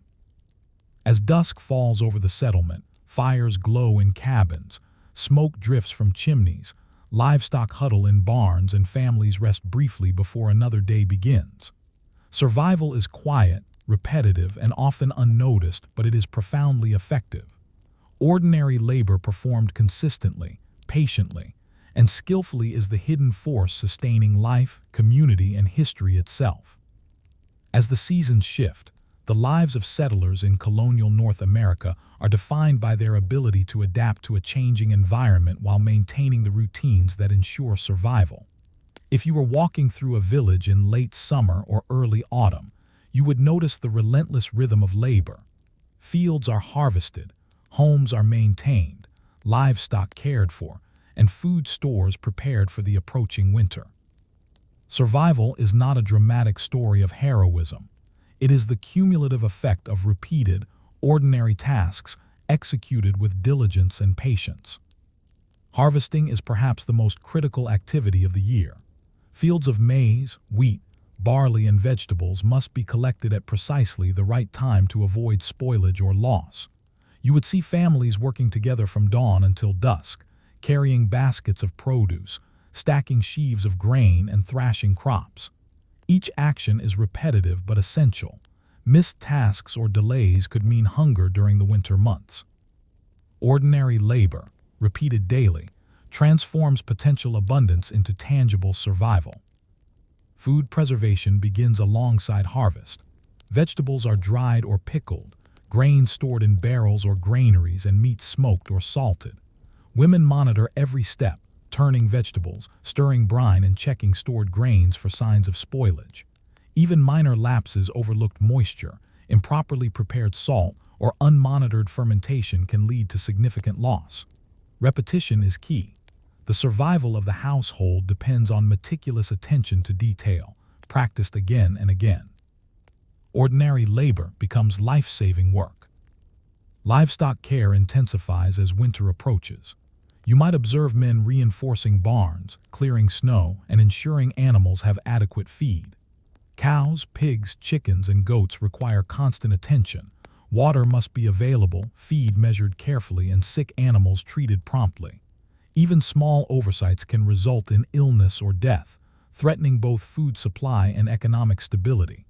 Ordinary acts, repeated consistently, safeguard the household's survival. Housing maintenance continues unabated. Roofs are patched, walls repaired, chimneys cleared, and insulation reinforced. Fires must be stoked constantly and flues monitored to prevent accidental fires. You would notice that even the smallest repairs, a loose plank, a cracked roof tile, a draft in the wall, have immediate consequences for comfort, health, and survival. Ordinary labor, repeated seasonally and daily, transforms fragile dwellings into secure, livable homes. Water management remains critical. Streams and wells must remain accessible despite fluctuating weather. Settlers carry water for drinking, cooking, cleaning, and livestock, often in freezing conditions. A single lapse, an unmonitored well, a frozen water source, or contaminated supply can lead to illness and threaten the entire household. Ordinary vigilance, repeated consistently, is essential to sustain life. Children continue to play a functional role in survival. You would see them carrying water, feeding animals, gathering firewood, and assisting in gardens. Each task, repeated under supervision, teaches practical skills, endurance, and attention to detail. Ordinary labor is both instruction and contribution, ensuring that the next generation inherits the knowledge required for survival. Social cooperation remains a cornerstone of endurance. Neighbors assist each other with heavy labor, barn raising, field clearing, and food storage. Shared meals and communal work ensure that no household faces the full burden of survival alone. Even small, repeated gestures, helping a neighbor haul firewood, checking on livestock, or lending a tool, have outsized effects on collective resilience. Ordinary cooperation, repeated across households and seasons, sustains the settlement through both scarcity and hardship. Health challenges are persistent. Disease, injury, and malnutrition are ever-present threats. Women tend to wounds, prepare herbal remedies, and monitor overall hygiene. Every act of care, cleaning floors, boiling water, washing clothing, tending children, is repeated daily to prevent illness. Ordinary labor, mundane though it may appear, is the critical factor in sustaining life in a fragile environment. Heroic interventions are rare. Survival depends on diligence, repetition, and careful observation. Trade and economic activity, though limited, are integrated into daily survival. Settlers exchange surplus produce, livestock, and crafted goods with neighboring settlements or local markets. You might observe careful calculation of portions to trade, ensuring both household needs and obligations are met. Ordinary acts of calculation and negotiation, repeated and refined, sustain both survival and economic continuity. Every barrel of grain bartered or loaf of bread sold is part of a pattern of repetitive, unglamorous work, that underpins the settlement's endurance. As autumn wanes, the cumulative impact of ordinary labor becomes visible. Homes are reinforced, fields are cleared, barns are stocked, livestock fed, and food preserved for winter. Families have survived months of hard work, harsh weather, and scarcity not through dramatic acts, but through repetition, persistence, and skill. The rhythm of ordinary labor has turned potential hardship into continuity, survival, and even resilience. You might reflect on this. How many communities across colonial North America endured harsh winters, disease, and scarce resources because ordinary labor repeated consistently by men, women, and children was executed with discipline and care? How much of early colonial history owes its survival not to conquest or governance, but to the persistent, unglamorous labor of ordinary people? By nightfall, the settlement settles into quiet endurance. Fires burn in cabins, livestock huddle in barns, food stores are checked, and families rest. Survival is repetitive, labor-intensive, and often invisible, yet it is profoundly effective. Ordinary labor carried out day after day, season after season is the hidden foundation of life, community, and the continuity of early colonial society. As winter descends on colonial settlements, the ordinary, repetitive labor that has sustained life throughout the year reaches its critical culmination. If you were to walk through the village in midwinter, you would notice that survival is defined not by heroism, warfare, or grand discoveries, but by countless small acts repeated day after day. Firewood is hauled and chopped, water sources maintained, livestock fed, homes repaired, and food stores carefully monitored. Each of these acts, unremarkable in isolation, forms a web of endurance that keeps the settlement alive. Harvested crops stored in cellars are now essential for survival. Families measure portions of dried vegetables, salted meats, and grains to ensure they last the harsh winter months. You would see women turning root vegetables to prevent spoilage, rotating barrels of grain, and checking the integrity of smoked meats. Even minor errors, an overlooked damp patch, a rodent-infested barrel, or improperly salted meat can have dire consequences. Ordinary labor, repeated meticulously, ensures continuity of life in conditions where scarcity is ever present. Housing requires constant attention during the winter months. Timber homes must withstand heavy snow, wind, and freezing temperatures. You would notice settlers shoring up walls, reinforcing roofs, insulating floors, and stoking fires around the clock. The repetition of these tasks, patching gaps, checking chimneys, and monitoring for drafts, protects inhabitants from both the cold and potential disaster. Ordinary acts, repeated daily, transform fragile shelters into safe havens against nature's extremes. Livestock, the lifeblood of colonial survival, requires careful maintenance despite freezing temperatures. You might observe settlers breaking ice in water troughs, distributing feed evenly, and checking animals for signs of illness. Even minor lapses, frozen water, insufficient feed, untreated injuries can threaten both food supply and household economy. Ordinary labor, repeated and refined over years, sustains both human and animal life in an unforgiving environment. Water, a constant concern, must be drawn, transported, and stored carefully. Wells may freeze, streams may be inaccessible, and clean drinking water is essential to prevent disease.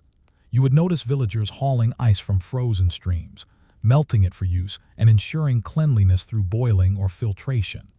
Each repetitive act daily, sometimes hourly, is essential.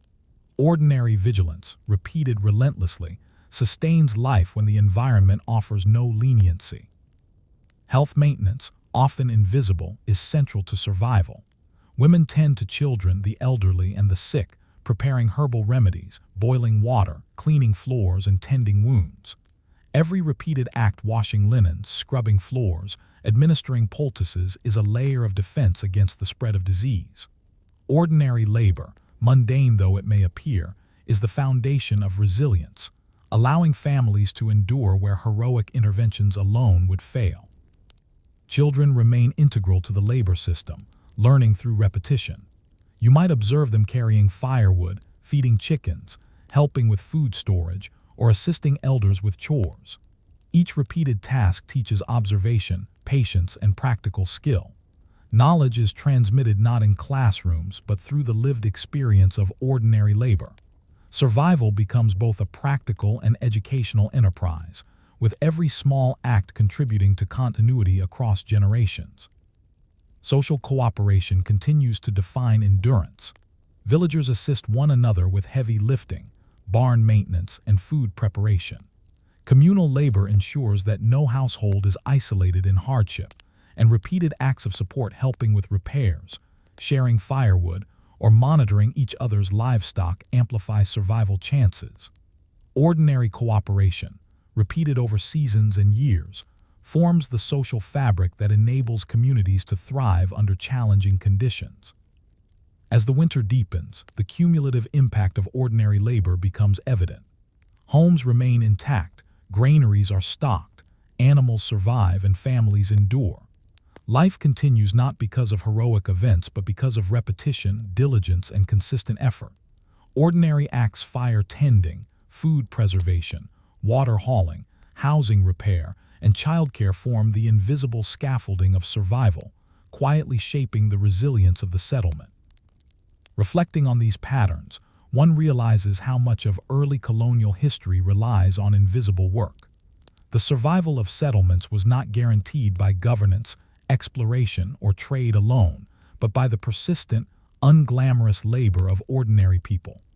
Generations endured harsh winters, scarce resources, disease, and isolation because ordinary labor was repeated, refined, and shared.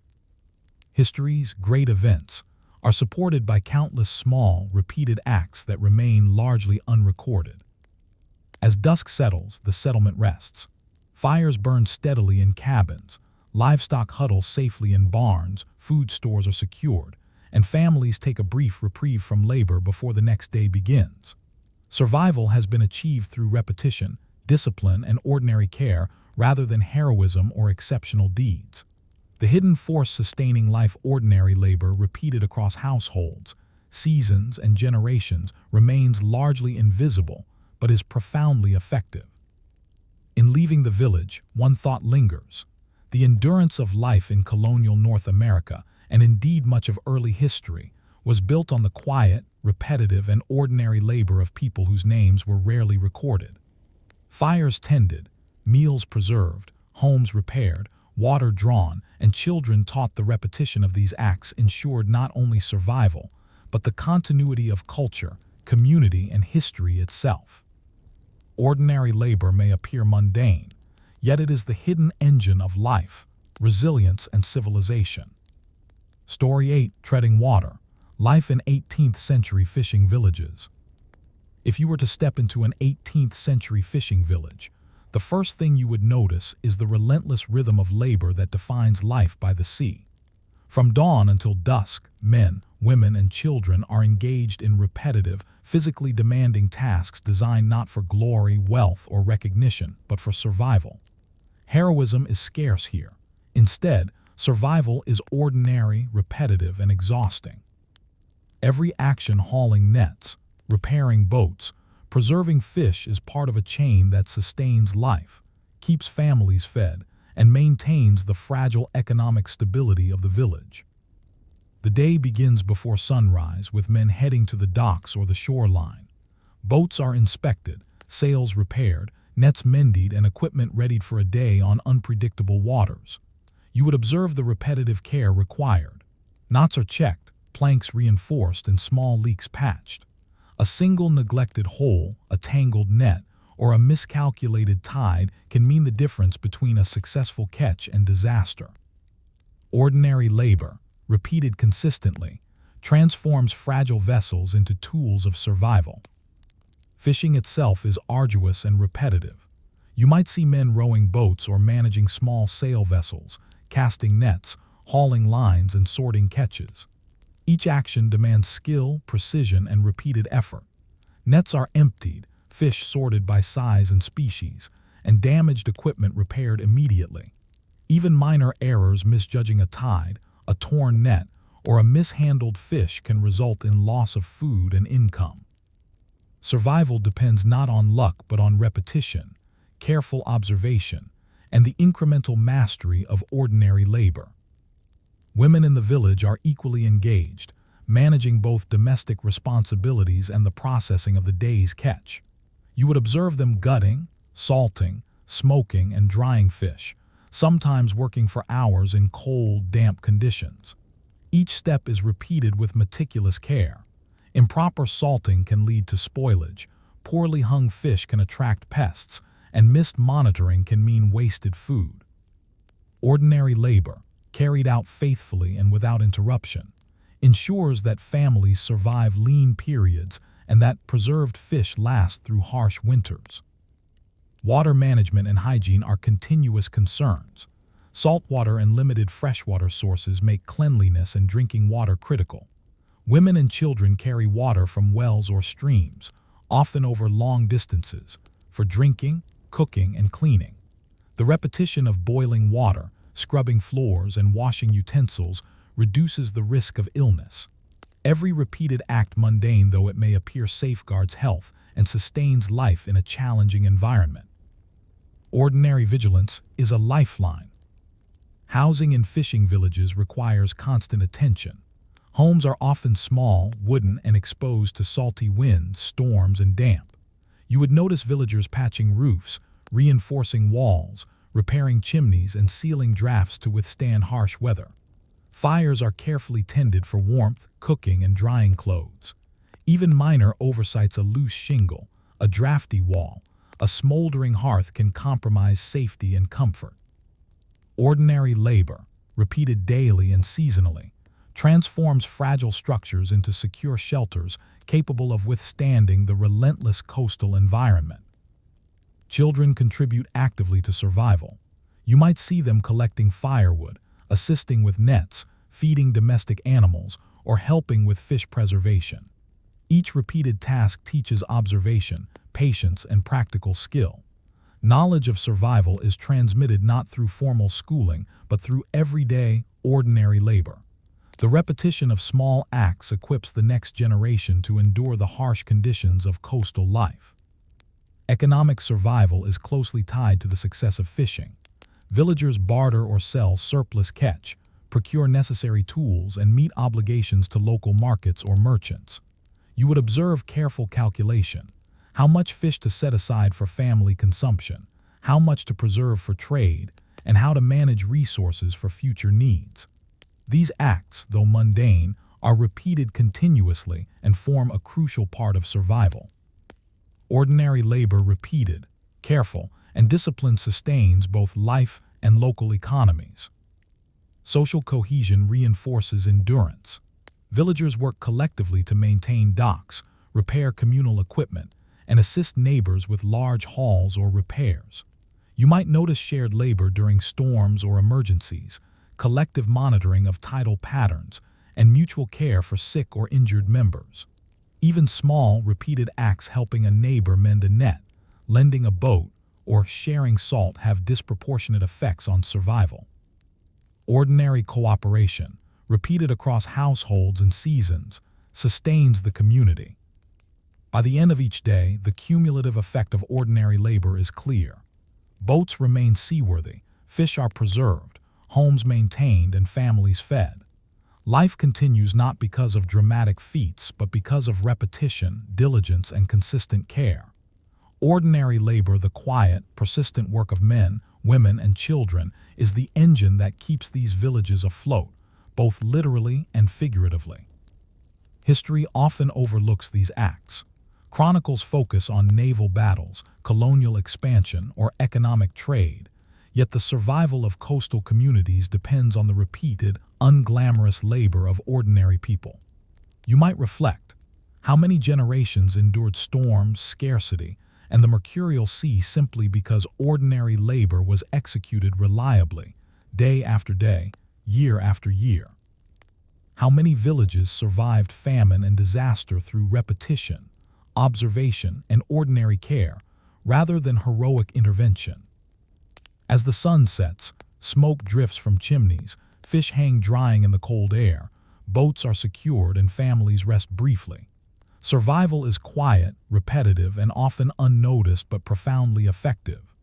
Ordinary labor performed consistently, patiently, and skillfully is the hidden foundation sustaining life, community, and history itself. As summer wanes and autumn approaches, life in an 18th century fishing village becomes a delicate balance of preparation, vigilance, and repeated labor.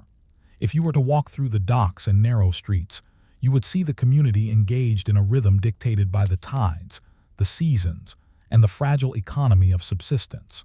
Survival is ordinary, repetitive, and physical. Heroic feats are rare, but the persistence of the villagers ensures continuity from one season to the next. The harvest of the sea fish, shellfish, and sometimes small marine mammals requires daily diligence. Men row or sail out at dawn, casting nets and lines with precision, checking traps and hauling in their catch. Each action is repeated, honed through experience and critically observed. Even minor miscalculations, nets set too shallow, hooks misplaced, or tides misjudged can lead to empty holds. Survival is dependent not on luck or adventure, but on meticulous, repeated practice and practical knowledge of the waters. Ordinary labor, executed consistently, ensures a dependable supply of food and trade goods. Preservation becomes the central task as the catch returns to the village. Fish must be cleaned, salted, smoked, or dried before spoilage sets in. You would observe women overseeing every stage, slicing, salting, rotating, and storing in barrels or racks. Each task requires repetition and careful monitoring. An overlooked batch of fish, an improperly salted portion, or a poorly ventilated drying rack can mean weeks of lost sustenance. Ordinary labor ensures that families remain fed, and surplus can be stored or traded, sustaining both survival and local economy. Housing, exposed to sea winds, salt, and storms, demands constant attention. Roofs are patched, wooden boards reinforced, and chimneys cleared. Fires must be maintained continuously, both for warmth and for drying clothes, nets, and fish. Even minor oversights, a loose plank, a leaking roof, a poorly tended hearth can have immediate consequences for comfort and survival. Ordinary, repetitive labor transforms fragile structures into durable shelters against an unforgiving environment. Water management and hygiene remain critical challenges. Freshwater is scarce. Rainwater collection, wells, or nearby streams require monitoring and transport. You would see villagers hauling water daily, cleaning containers and boiling it when possible. Hygiene, including washing floors, utensils, and clothing, is repetitive yet essential to prevent illness. Each small act, repeated consistently, reduces the risk of disease and maintains the household's capacity to endure. Ordinary labor protects both life and health. Child labor is essential to survival. Children assist with hauling water, feeding animals, gathering firewood, and helping with fish processing. Each repeated act teaches observation, skill, and endurance. Survival is learned through doing, and knowledge is transmitted through repetition rather than formal instruction. Ordinary labor is both practice and education, preparing the next generation to maintain the rhythms that sustain life. Economic survival is closely intertwined with labor. Villagers sell or trade surplus fish, barter for tools, or meet obligations to merchants or local authorities. You would notice careful planning and repeated calculations. How much to consume, how much to preserve, and how much to trade. These decisions, repeated day after day, are crucial. Ordinary labor harvesting, preserving, transporting, and accounting is the engine sustaining both household and community life. Social cooperation continues to be vital. Villagers assist one another with large hauls, repairs, and emergencies. You might observe shared labor during storms, collective monitoring of tides, or coordinated efforts to prepare for seasonal scarcity. Even small repeated acts, helping mend a net, lending a boat, sharing salt, have a disproportionate effect on survival. Ordinary cooperation, repeated across households and over time, builds resilience and maintains the social fabric of the village. Seasonal changes intensify labor demands. Storms, fog, and shorter daylight hours limit fishing and increase the reliance on preserved foods. You would see families adjusting routines, reallocating tasks, and carefully monitoring food, water, and fuel supplies. Survival depends on flexibility within the framework of repetition. Ordinary labor must be adapted continuously while still performed with diligence. The rhythm of work, repetition of tasks, and attention to detail form the foundation of endurance. By late autumn, the cumulative effect of ordinary labor is apparent.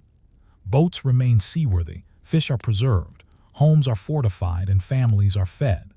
Life continues not through heroic exploits but through repetition, vigilance, and careful attention to the mundane. The quiet, persistent work of the villagers, the invisible labor of nets mended, fires tended, water carried, and children trained keeps the community afloat, literally and figuratively.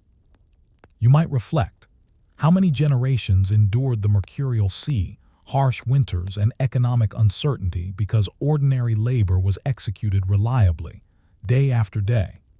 How many communities survived famine, storms, and disease through the consistent application of repetition, observation, and practical skill rather than dramatic events? As night falls, the village becomes quiet. Fires burn steadily in cabins, fish hang to dry, nets rest on racks, and families take a brief respite before the cycle begins anew. Survival is repetitive, demanding, and largely invisible to outsiders, but it is profoundly effective.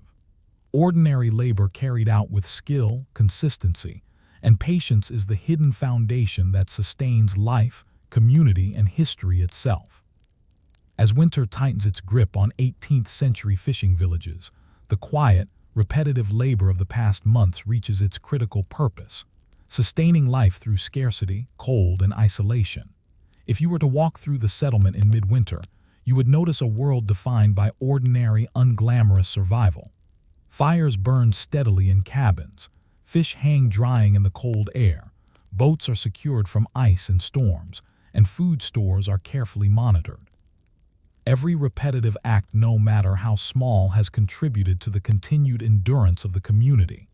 Survival here is cumulative, invisible, and sustained by repetition rather than heroism.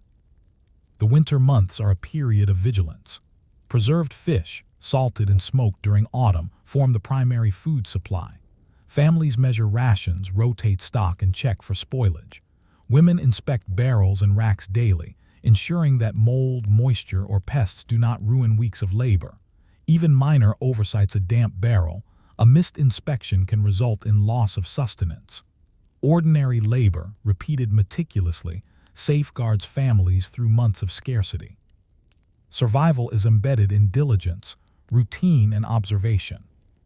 Housing continues to demand attention. Salt-laden winds, freezing temperatures, and occasional snowstorms test the durability of small wooden homes. You would see villagers reinforcing walls, patching roofs, checking hearths, and adding insulation. Fires are maintained with constant care, both for warmth and for drying essential supplies. A single neglected chimney, a weak wall, or a mismanaged fire could compromise comfort, health, or even safety. Ordinary acts, repeated daily, transform fragile homes into secure refuges against harsh conditions. Boats, lifelines of the village economy and food supply, are carefully stored and maintained. Settlers repair hulls, remove salt, and check ropes, sails, and nets. Even when the sea is frozen or too rough to navigate, these repetitive maintenance tasks ensure that spring fishing will resume without catastrophic loss. Ordinary labor, repeated season after season, sustains not just food supply but the very infrastructure of survival. Water remains a constant concern. Freshwater sources may freeze, streams can be contaminated, and hauling water becomes laborious in winter conditions. Children and adults alike participate in drawing, transporting, and monitoring water daily. Boiling, cleaning, and careful storage are repeated practices that prevent illness. Every small act, mundane, ordinary, and often invisible, contributes to the survival of the household. Ordinary labor is protective, preventive, and life-sustaining. Health management remains critical. Settlers monitor for illness, tend injuries, and administer herbal remedies. Women clean floors, maintain cleanliness of utensils, and monitor children for signs of sickness. Repetition is essential. Daily inspection, cleaning, and care reduce disease risk and maintain family capacity to endure. Ordinary acts of labor, mundane, repetitive, and uncelebrated, ensure that illness does not compound the challenges of winter. Survival is sustained through vigilance and diligence, not heroics. Children continue to learn through repetition. You would see them carrying firewood, feeding domestic animals, helping with food preparation, and observing adults at work. Each repeated task teaches practical skills, patience, and endurance.